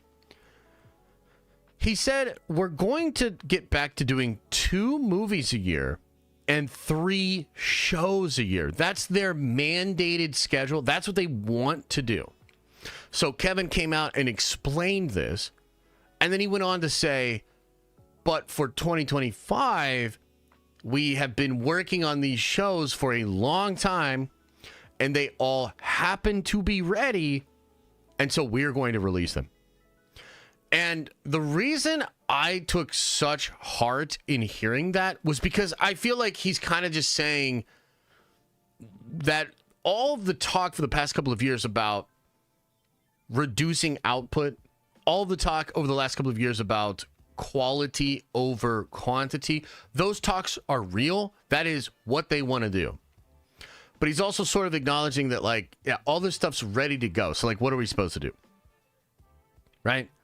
So I took heart in that, and I could kind of read between the lines, and I heard him kind of saying, like, oh no, all of that's real, but our only option, because all of this is ready to go, and it'll become irrelevant if we just kind of move past it, the only option we have is to just release it.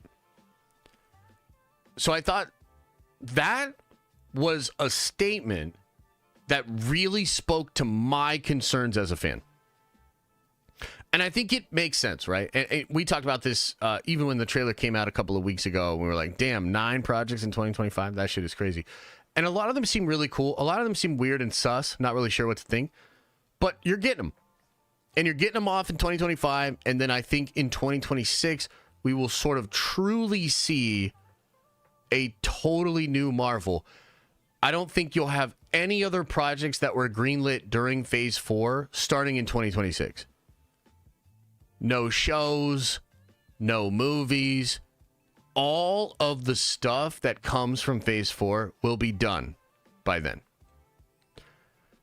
So the question of, like, are they doing too much? I would say in this moment, undeniably they are doing too much. I think the calculus on Marvel's part is we still have some bangers in 2025. Is there fear of fatigue? Sure, but it'll probably just amount to people checking out with certain projects, you know, like some of the animated stuff, maybe even some of the shows. The fan base will check out, but it's not going to be so bad that it'll ruin what we're going to be doing in 2026. That feels like the calculus. That feels like what they're saying there. And I appreciate that. I understand it. And look, we're going to cover pretty much everything that's coming out next year in 2025. And I'm real curious how we all take that shit, man. Like, legit. I'm real curious. Like, is it going to be halfway through the year and we're like, goddamn, another Marvel project? That is not what you want. You know what I mean? But it might be the lesser of two evils, I guess, you know, with what they have going on. So that is my take on it. And I did take great heart in hearing him at least admit that and really try to assure fans that, like, 2 movies and 3 shows a year. I mean, let's just stop there for a second. What do you guys think of 2 movies and 3 shows a year? Because I think that's a W, man. I think that's a W. 2 movies, that's great. That's great. 3 movies is like, it's almost too much. 2 movies is great. 3 shows, it'll probably end up being, like, I would imagine 1 really kind of well-produced live-action show, 1 maybe lesser-produced live-action show, and then something animated. Maybe 2 animated and 1 live-action. I'm not really sure. But, like, that feels right to me. Talking about a 12-month period, 2 live-action movies, 3 projects you stay at home.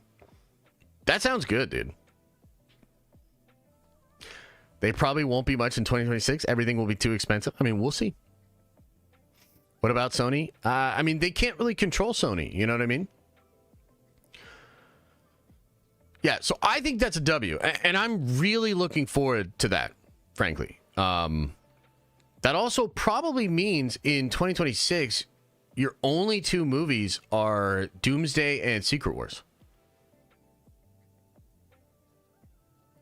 And then in 2027, your only movies would be probably the way it's looking right now, Secret Wars and then Blade.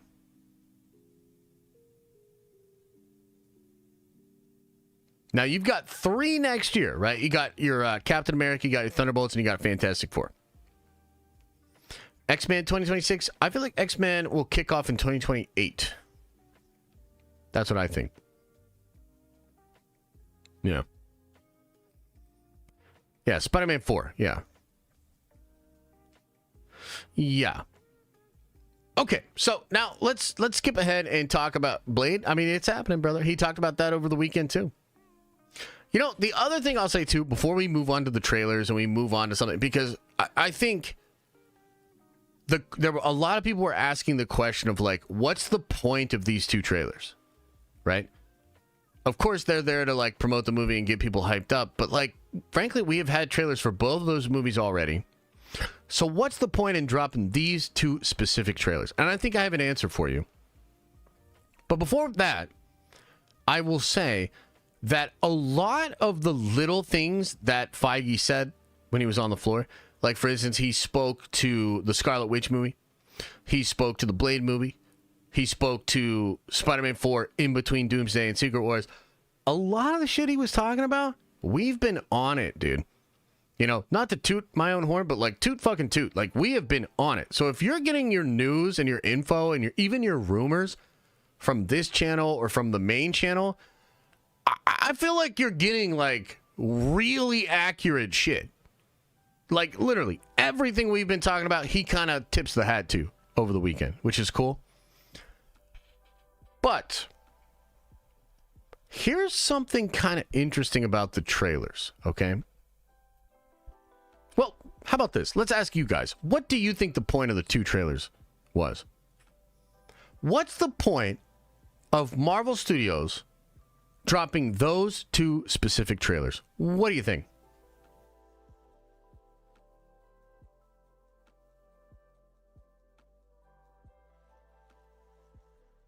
What do you think, chat? Bueller? Hello?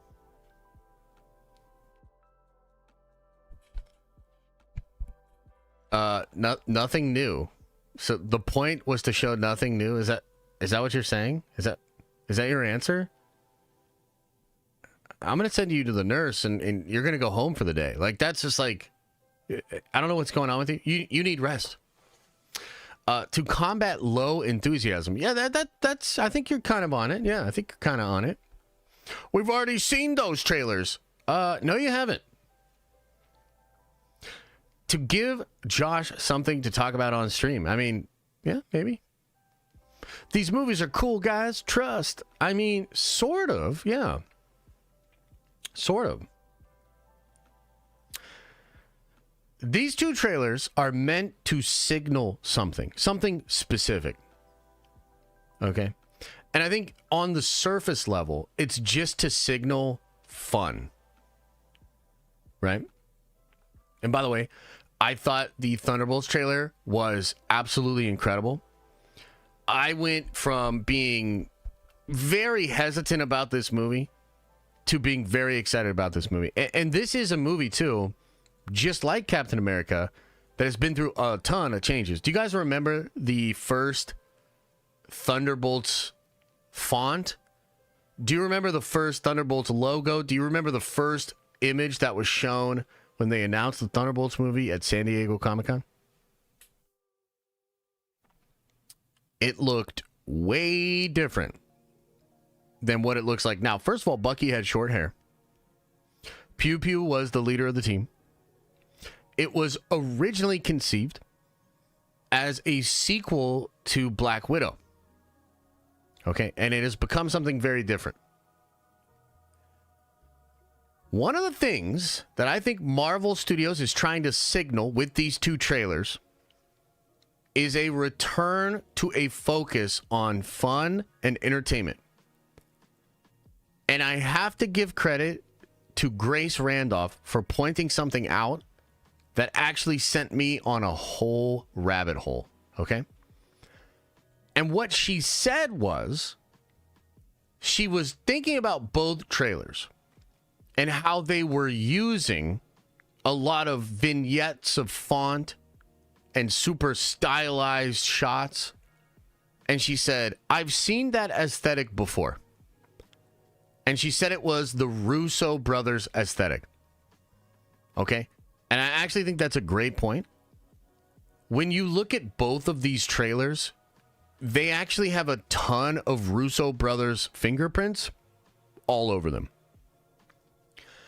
On the one hand, it is the vignettes. It is that style cutting that's very Russo Brothers. But the other thing is the action. Now, walk with me on this one, because I think once you realize what is happening, you might get a little excited. Multiple new action sequences in both trailers. Okay? In the Captain America Brave New World trailer, you have Sam Wilson coming down, landing, doing a crazy supersonic kind of a move. You have him cutting a car in half with his vibranium wings. And the thing that's really interesting about this, I actually just want to show you this, because once you see it, I think you'll really understand what's going on here. I just want to show you this. This is the sequence here, and let me get it so you can see it a little bit better. Okay.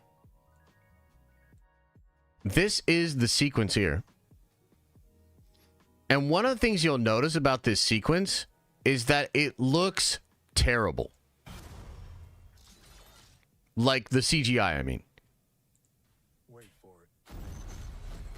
Like, look, I'm going to break it down for you. This shot here is ass. This is terrible. This shot here is terrible. His leg breaks. He's like doing the stanky leg.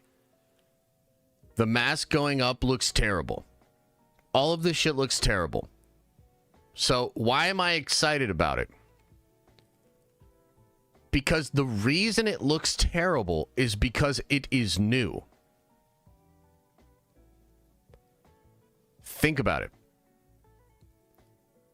The reason it looks terrible is because it is new.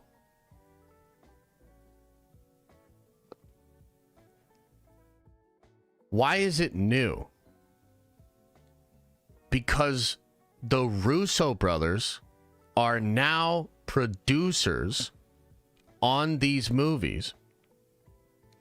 And the Russo brothers have a couple of really important things that distinguish them stylistically. If you think back to the Russo brothers Marvel Cinematic Universe movies, they have some of the coolest action sequences you have ever seen. I call them oh shit moments. Like when Bucky flips the motorcycle around. Oh shit. The knife fight between Cap and Winter Soldier. Oh shit. So, let me explain to you what happened. They probably sat down with the Russo brothers. I would imagine a sort of private screening with the current version of the movie. And they sat down with the Russo brothers and they said, how do we spice this up? And they probably saw this scene here, and they were like, you just have him entering. Why don't we have him come in and do this supersonic thing? And then he says this badass line, and then like, boom, everybody gets blown away, okay? They probably saw the end fight, and they were like, why don't you have him literally flip a car at him, and then he cuts it in half with his fucking vibranium wings? Okay? Now, I promise you, this will look better when it's in the final movie. I'm not excusing the fact that it looks whack, but you have to think about what's actually going on. Why does it look whack? Well, because they said in the new trailer they wanted some of those oh shit moments. They wanted you to be like, oh shit. Oh shit, that's pretty cool. That's pretty cool. And to be honest with you, that was kind of my reaction to the trailer. I was like, okay, so it's a little bit better. Still seems kind of mid. Still seems kind of bland. But this was cool. Oh, when he cut that shit in half, that was cool. Okay? So think about what is happening here. And then think about the Thunderbolts trailer. I mean, Bucky flipping that van over? Holy shit. Bucky slamming that one car. Like, I'm telling you guys, think about what you are seeing. You are seeing oh shit moments in the Russo Brothers vignette style all over this stuff.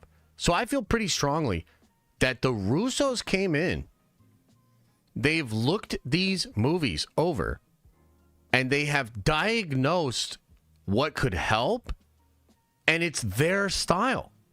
Their style. The vignettes. And it's totally working in the Thunderbolts movie. I mean, the Thunderbolts movie, it looks like top 5 MCU to me. I'm very, very excited about it. But even the Captain America trailer is the best trailer that they have put out so far. Mostly because it has oh shit moments. And so, I mean, look, it's a wild take. It's a wild take, but it's an informed take. Like, I'm not ass pulling. I actually think that what I am describing is exactly what is going on. And frankly, filling these movies with Russo Brothers style holy shit action moments will absolutely improve watching these films. 100% it will. It will improve the fan experience of sitting down to watch these movies. And I think, even though a lot of people aren't going to tell you that this is what's happening, I think the fingerprints are all over this shit. All over it. Okay? So that's the wild take. You know, would love to know what you think. You know, I see some people in chat already reacting all crazy and whatnot. I got more to say about these two trailers, but for now, what do you think of this wild take? What do you think of this wild take? Because it's real.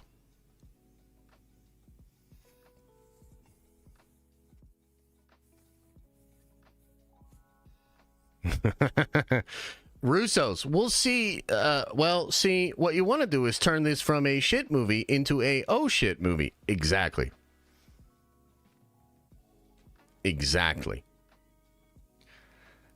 Did seem really early to show another Thunderbolts trailer when that doesn't come out until May. Mission Impossible just dropped a trailer and it comes out in May. Yeah, fair. Look, again, I think that this is Marvel signaling. I think they are kind of low-key trying to signal the Russos back and they're going to save Marvel. Like, does it not feel like they're aesthetic? Both of these movies feel like Russo brother aesthetic to me.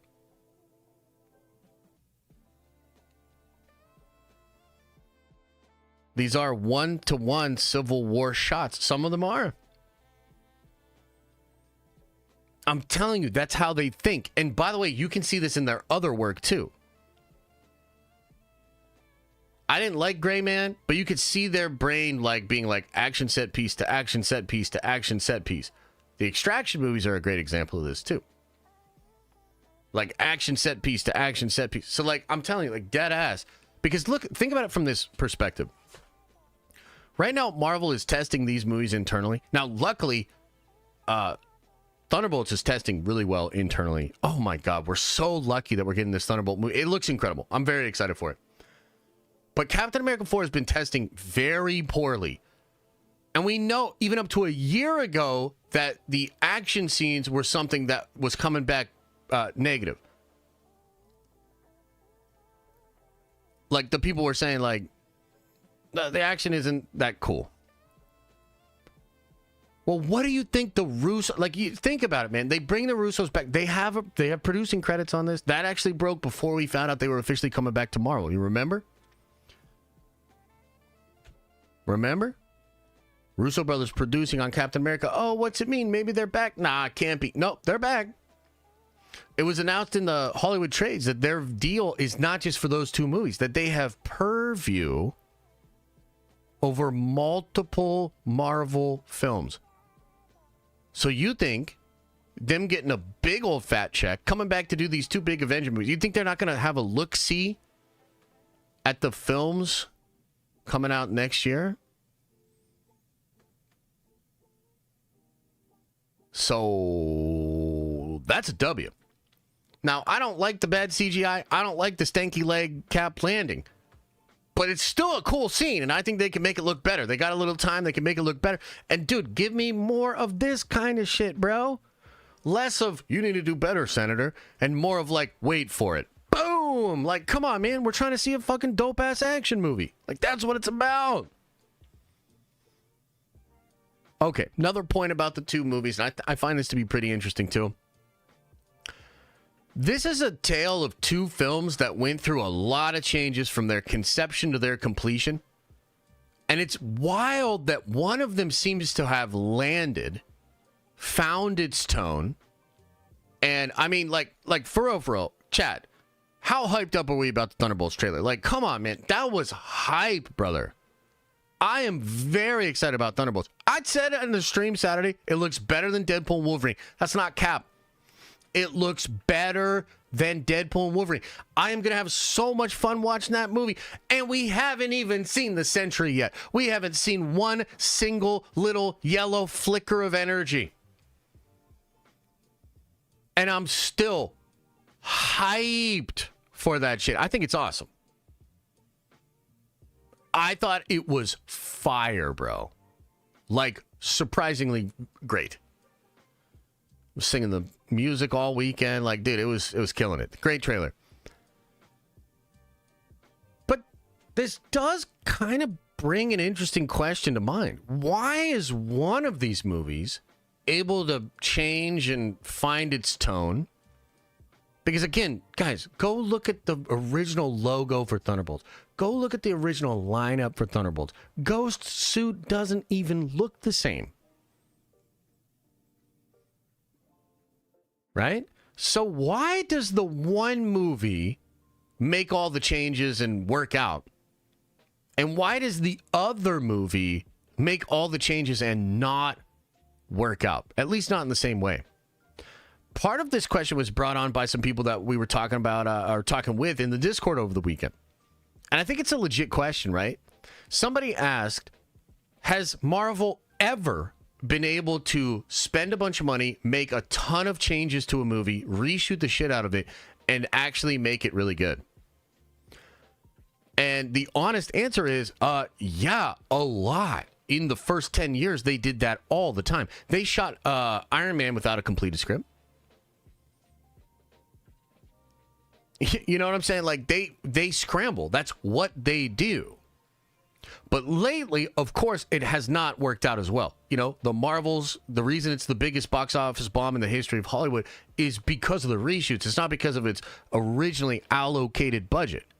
They spent like $200 million trying to reshoot that movie, reform it, make it good, and it didn't go anywhere. Quantumania, they changed the ending a month before the fucking thing came out. Multiverse of Madness is a good example. They did delay that. I think it's a pretty damn good Marvel movie. I really like Multiverse of Madness. But it's a divisive movie. Not everybody likes it. A lot of people think they didn't actually succeed there. Spider-Man No Way Home, literally supposed to come out after Multiverse of Madness. I think Michael Waldron did 37 drafts of that movie. Oh, no, that was Multiverse of Madness. Spider-Man No Way Home had a lot of problems. Remember, they bring in Sam Raimi. Waldron leaves Loki 1 to come in and work on it. Wait, no, I'm still thinking of Spider-Man or Multiverse of Madness. Those movies are warped in my brain. Wow, that's crazy. I just did the same thing like 3 different times. Anyway, the point is they have had a lot of struggles in the past couple of years where they attempt to use the Marvel formula to make these movies better, and a lot of them have fallen flat. And now we have an example of 2 movies coming out next year, 2 movies we just got trailers for that have both attempted the same thing. One of them has seemingly found its voice. One of them seems to be really good and people are really excited about. One of them is testing internally really well. And the other one is not.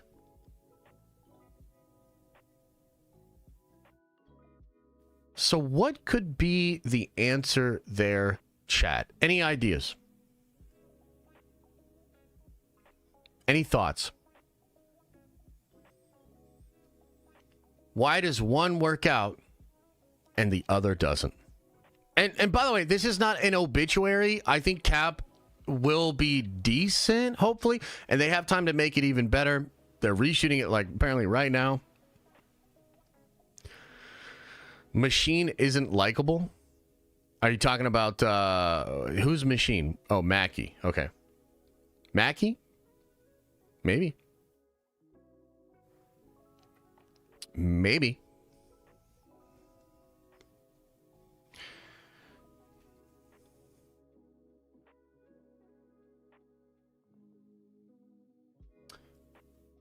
I think it might have been a mistake to make the Captain America 4 film super political. I think, and I'm not even talking about in terms of like messaging, like it is literally political. It involves the president. It involves conflict around the world and how the president deals with that.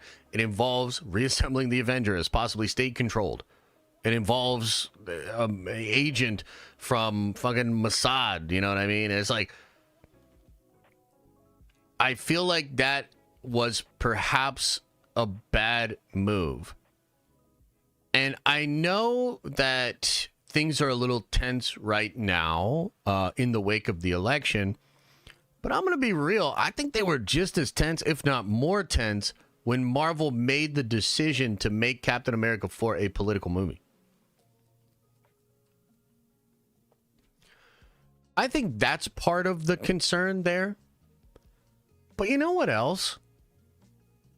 I feel like the Thunderbolts movie is more authentic feeling because it's a bunch of Marvel Studios fuck-ups, for lack of a better word. And that includes Bucky, and he's like the dad of the group, but he is legitimately still like a kind of a fuck-up.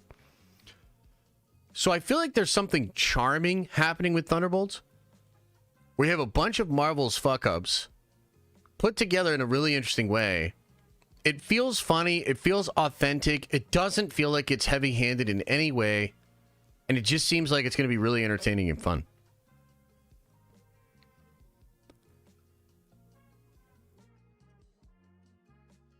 And so I think if Cap fails, right? And again, this is not an obituary. We really don't know how it's going to go. I'm speculating. I'm trying to make a point because I thought it was interesting that you literally had 2 movies that were, I mean, they did it. They remade them, basically. You bring in the beef people super late. At one point, it's going to be Steven Yeun. He's out. Now it's this guy, you know. Like, they're both marveling. Like, Marvel's going to marvel. So the question has to be then, why is one tracking well, people seem to like it, why is the other one not? And I think what I'm trying to say is that some ideas are just bad from conception. You know what I mean? And I think with the direction they chose for Captain America, they got locked in on a few things.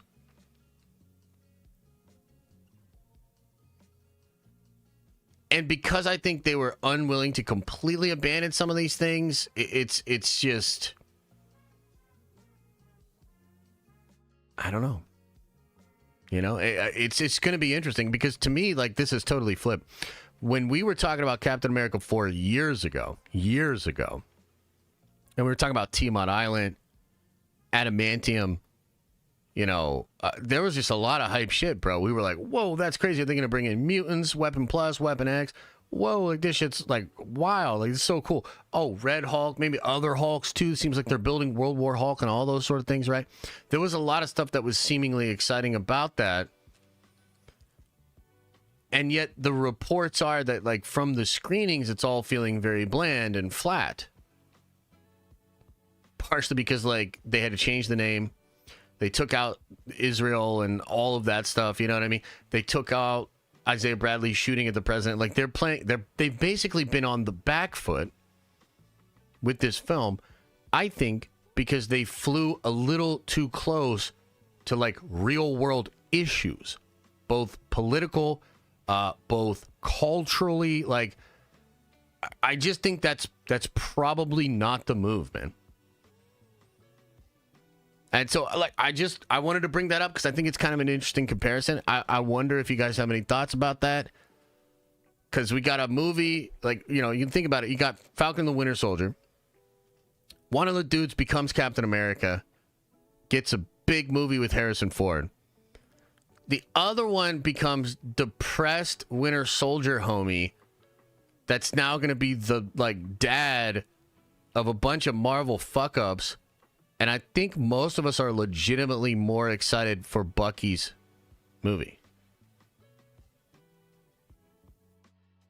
Like everything, there are lessons to learn here. And I hope that Marvel is reading the terrain and understanding this. Because I don't know if they want to do this enough again with Captain America. I mean, at this point, this movie is probably going to cost $400 million. Like, with all the reshoots, it's had like 3 or 4 major rounds of reshoots. They're reshooting it right now.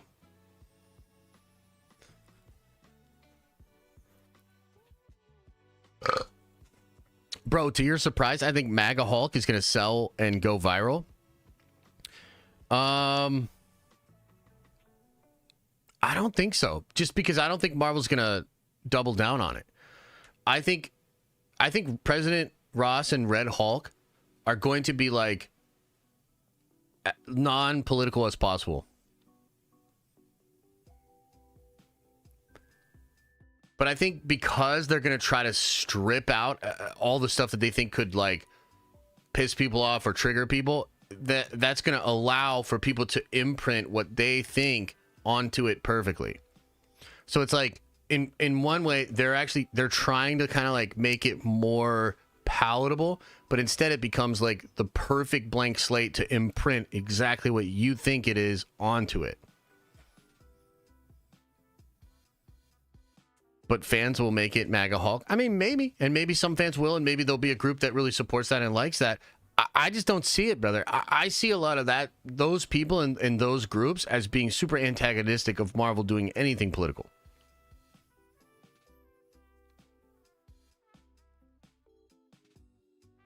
That's art at the end of the day. It's art. Is it smart for commercial art, though?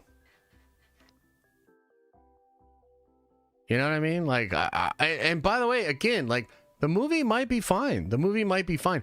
I'm just asking questions of, like, why is the one thing doing really well and the other one is not? And I'm offering up some commentary. That's it. Propaganda is art too. Yeah, some of the best art has been propaganda. Like my crusade against James Gunn. I mean, it's pretty artful. I don't know if you recognize it, but it's art. I get up early to hate on James Gunn, and I'm kind of artistic about it.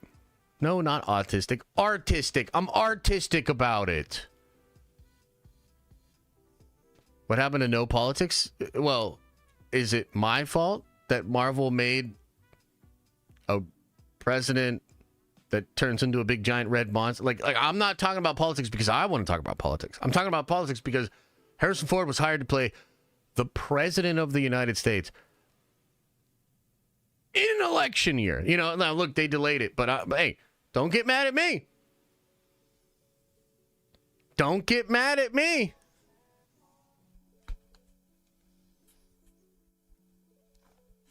What's your favorite color, red or blue? I don't like either of those colors. I like... Oh shit, I got red on and I got a red jacket behind me. I don't like red.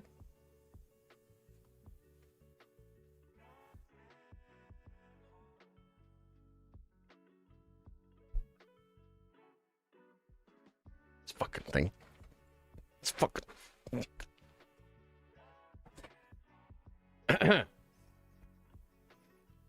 Anyway. Any other thoughts, questions, concerns, ladies and gentlemen? He hates red. He would never make his logo red.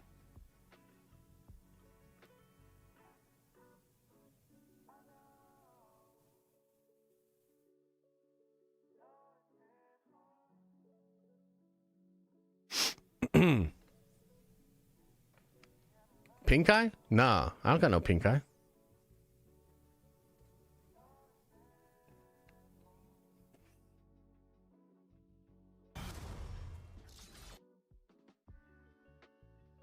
Anyway. What do you think, chat? Are you now like you're thinking a little bit and you're like, oh my God, dude, the Russos are doing this shit. That's crazy. I can't believe nobody pointed that out. Dude, Josh is the man. What a great take. Oh my God, incredible. All right, let me catch up on some chats here. Anakin Stark says, shouted you out on my most recent vid on my channel, Outer Rim Transmissions. Thank you for the inspiration on my new channel. Much love. Appreciate you, man. Thank you. C Black says, Cap 4 and Thunderbolts are connected. Yeah, they are. At least stylistically, I think there's going to be some connections via the post-credit scenes. I don't think they're as connected as maybe we would hope, but yeah. I mean... Should I spoil one way in which they are connected? Should I spoil one little thing? Just a little teensy thing? Just one little thing? Just little thing? Josh, you should read my last take. You'll like it. Okay, let me see.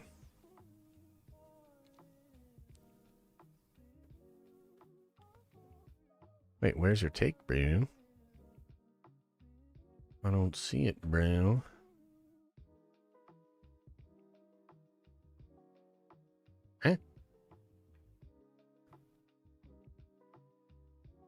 Huh?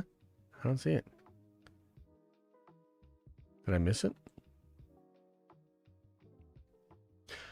Well, look, a lot of you guys probably already know this, but Bucky does make an appearance in Cap 4. So, Bucky's going to be in that movie. Will Sam be in Thunderbolts? I'm not sure, but I would say maybe yes. And also maybe in a post-credit scene.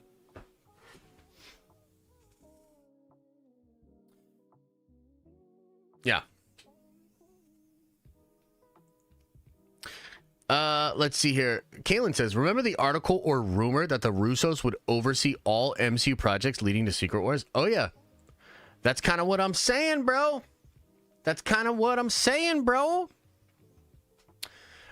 Chris Beach with a 20 spot. That's very generous, man. Says, Josh, does it worry you that the Marvel experience is at risk since they are rushing the multiverse saga, but did not rush the Infinity Saga? No. I mean, that's not what I'm worried about. And honestly, I think people that don't think, like, how do I say this? Marvel was always scrambling. So, like, people have this idea that the Infinity Saga went off without a hitch, that there wasn't ebbs and flows, there weren't lessons learned, and that there weren't movies that were in serious trouble. That's just not true. Marvel was scrambling. From Iron Man 1, they were scrambling. That's just what they do. So, like, rushing, no. That I am not worried about them rushing. Okay? I am worried mostly just about all the projects coming out next year, the fatigue that could set in with that. And this is the other thing, too, that I was thinking about. All the time they are spending on trying to fix all of these projects is time that could be spent on setting up the next thing, whether that's the Avengers stuff or the X-Men saga that's supposed to happen after that. Like, every moment that Feige is watching the newest version of Friendly Neighborhood, who gives a shit about this Spider-Man, is, like, stupid. And part of the issue in Phase 4, in my opinion, was that he was actually just worried about some other bigger things. And he delegated, and a lot of the people he delegated to fucked it up. So then Bob Iger's like, oh no, you need to be way more involved in everything at a time when he's actually going into production with these other things. So I am most concerned about the bandwidth of some of the creators, not because they are rushing, but because they are not getting done with this stuff. Like, I would have canceled a lot more projects. You know, I've said this before, but I would have canceled a lot more projects. Because then it's just like, move on. Make the next one really good, you know? And instead, we're like, oh, how do we make this 7.5 movie into an 8? Or an 8.5, or whatever. So that's the kind of stuff that concerns me. But no, I'm not concerned about a rush. C Black says Thunderbolts might be the new Guardians of the Galaxy. I kind of got those vibes too. Frankly, I kind of got those vibes as well. I kind of agree. Victor, welcome back to the Nerd Vengers. And then Audadon says, today is my 22nd birthday. Just wanted to say shout out to all the 420 Vengers. Much love from Mr. Fantastic. And thank you, Josh, for all you do. Love this community. I appreciate you, brother. Thank you. Happy 22nd birthday. Let's get some birthday love in the chat for Audadon. Audadon, 22 years old. Holy. Holy.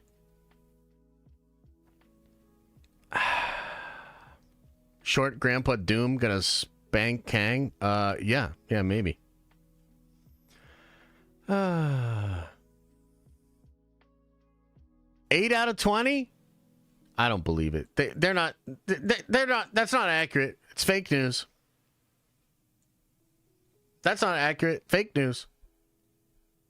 Happy 22nd birthday. I just turned 22nd 2 weeks ago, too. Nice, dude. A lot of youngins, man. You young whippersnappers. Oh, yeah? You're sharing that? Are you sharing it 3 times? Delta Dan says, much love, Josh. Love the community / chat and listening to you yap, yap, yap in the background. I kid. Wait, what? Have a good day. All Nerd Vengers for life. 3 amigos. Ranch Vengers for life. Ugh. Ugh. Gross.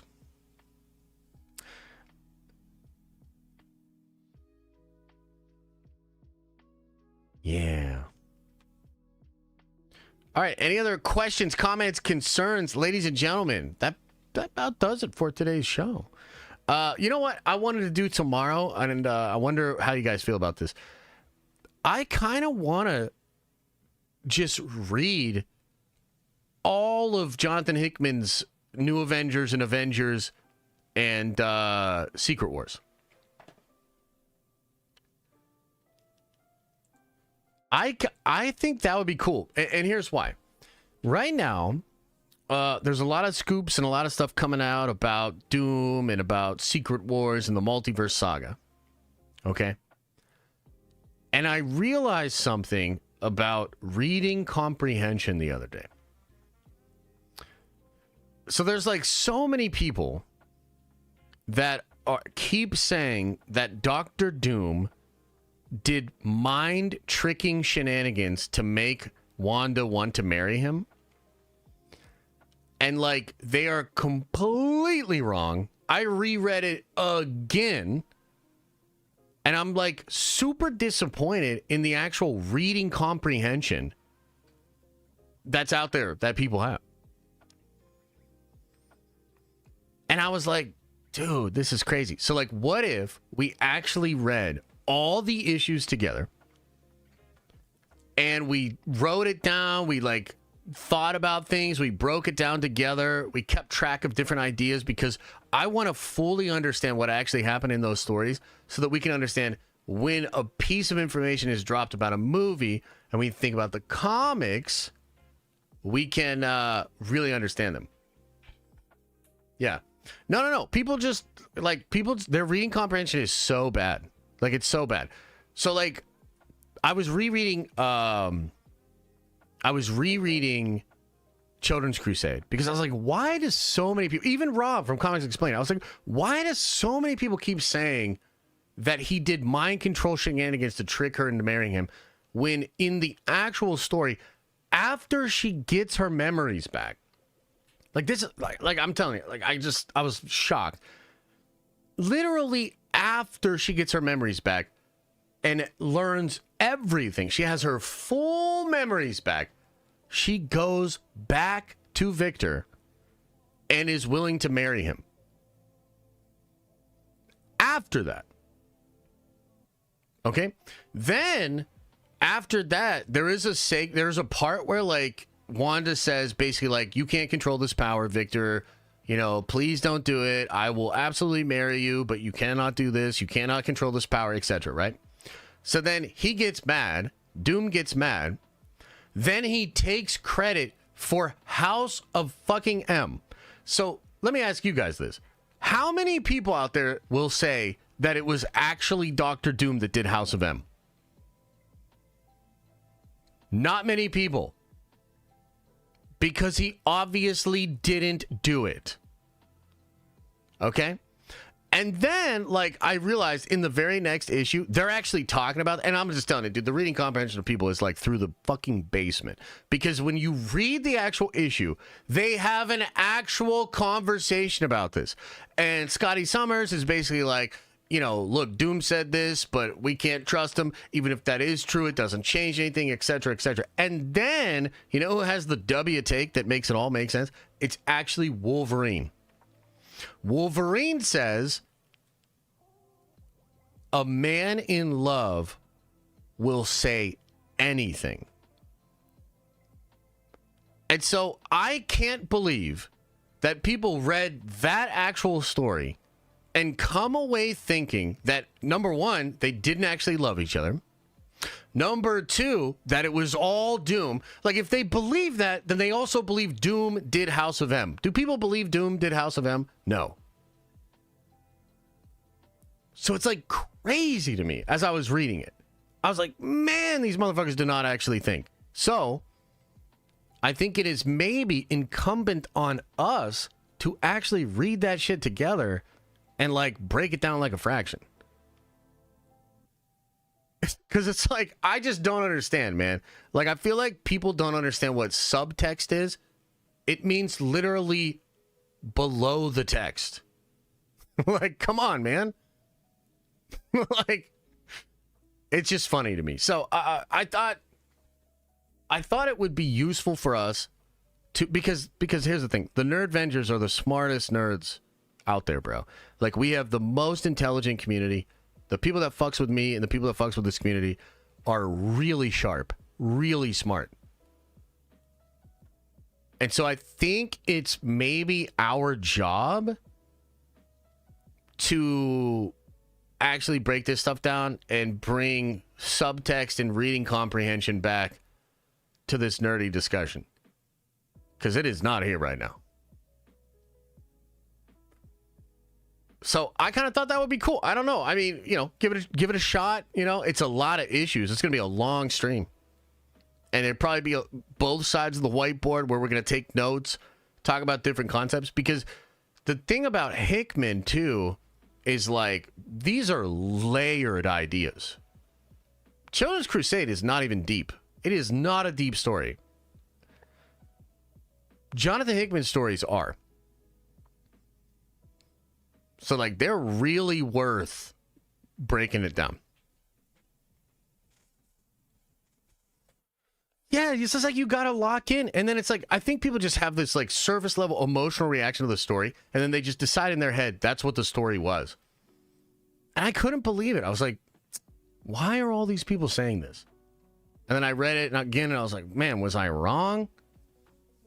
And I'm like, no, I wasn't wrong.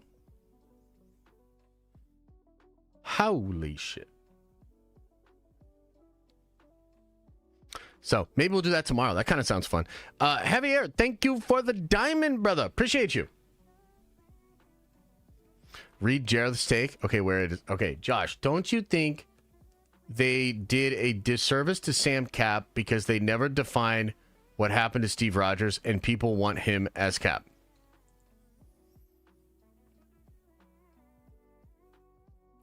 I think they did a disservice to Cap or to Sam when they made him reject the shield retroactively. I think the people that wrote Cap or that took shepherd of Sam Wilson as Captain America were completely uninterested in actually just making him Captain America. And they felt that they needed to make him a reluctant Captain America because of issues. And I think that was a terrible idea. So, no, I don't think that the Steve Rogers still being around thing has actually had that much effect on the character of Sam. It's the fact that they were like, oh, he's going to be Cap that doesn't even like America. And it's like, what? Like, I get it, but that's probably not the direction that you want to go in if you want people to gravitate towards this motherfucker as Captain America. I'm just going to say. Like, that just doesn't work. So, like, I totally get it. I understand the thinking. The problem is there should have been somebody in the room that just said, yeah, I don't think that works for this dude. Would you like a Luke Cage project? You know what I mean? Because I feel like some of the stuff you want to cook with is perhaps more apt in a Luke Cage story. That's my thought. Svestan says, 10 months supporting the best streamer on YouTube. What's up, Josh? Hey, appreciate you, man. Thank you. Thank you. Thank you, thank you, thank you. Josh, check Rob's Comics Explained Twitter. Okay, I will.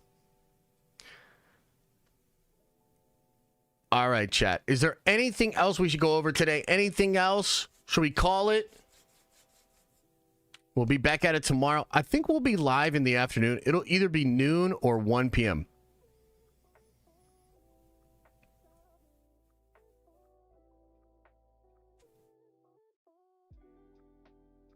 Yeah, Sam can't even get a loan. And it's like, bro, what are we doing here?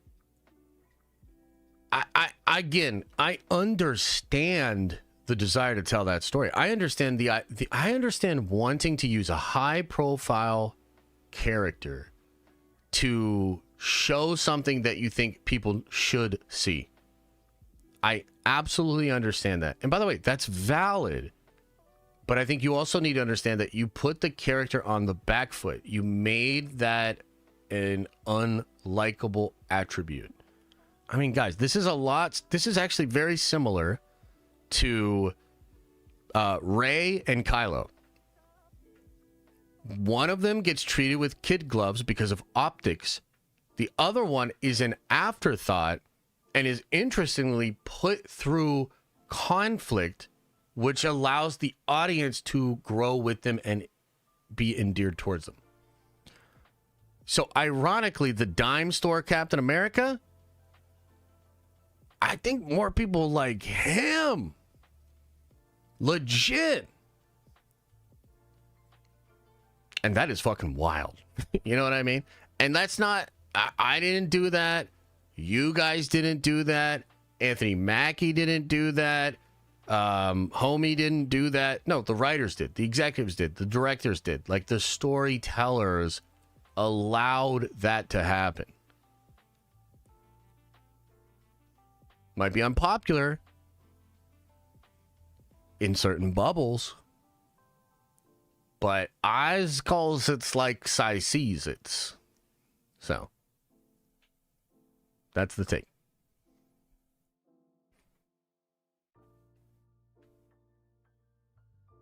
You might be right. I mean, I've been right before. You know, very rarely wrong.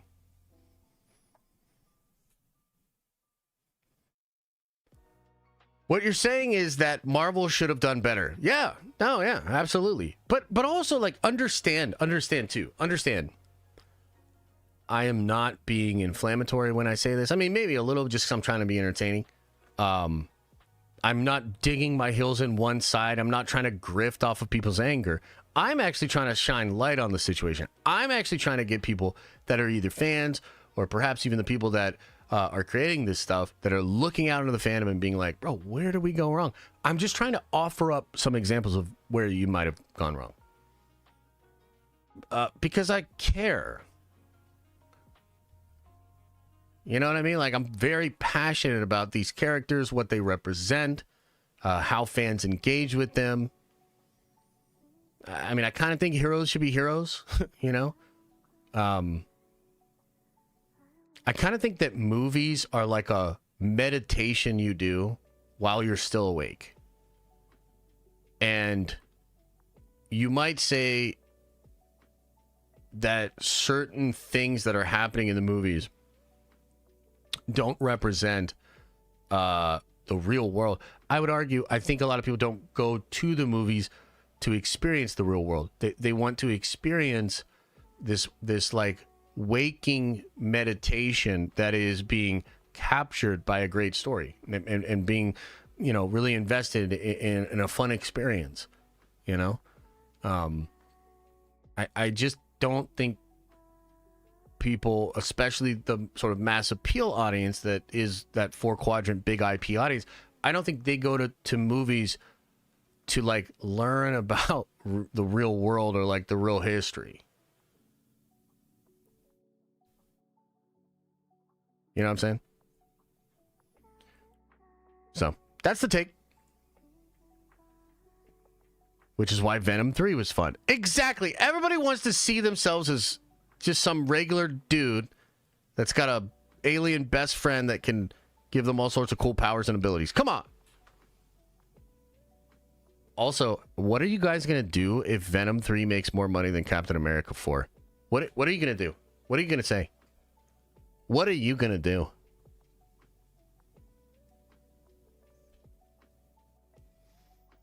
All right, everybody. Well, hey, I appreciate you, man. Good Monday stream. Super hot takes. Flaming Star Wars and Kathleen Kennedy supporting the Venom sweep. Perfect stream for me. I had a good time. I hope you did too. As I always say, I hope you are having an awesome and a nerdy day. And I'll see you in the next video.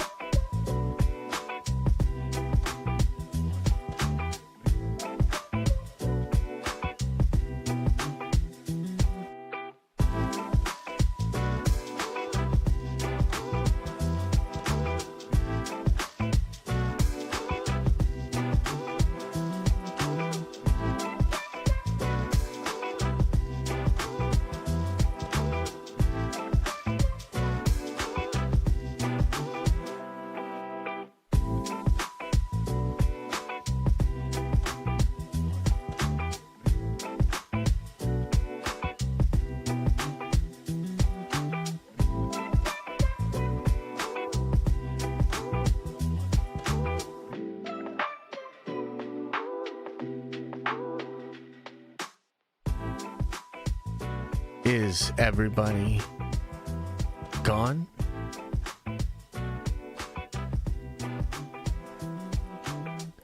Did everybody leave?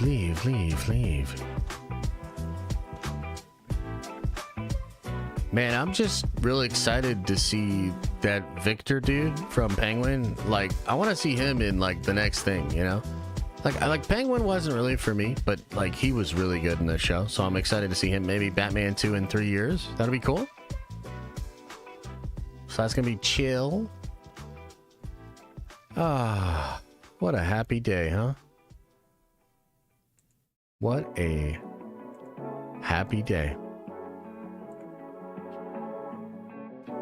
Anyway. Hey, shout out to the vets. Shout out to the vets, baby. Past, present, and future. Thank you for your service. I should have said it on the stream. Like the real stream. Like before. Oh, hell yeah. I appreciate you guys. Thank you so much for your time, your attention. Thank you for the love, the super chats, the member chats, all of it, man. I appreciate it. And these diapers ain't cheap, you know what I mean? So thank you. We'll be back at it tomorrow, and we're going to teach Reading Comprehension 101. Should be fascinating. Much love. Take care of yourself. Video later today, and I'll see you tomorrow. Remember, open up your third eye.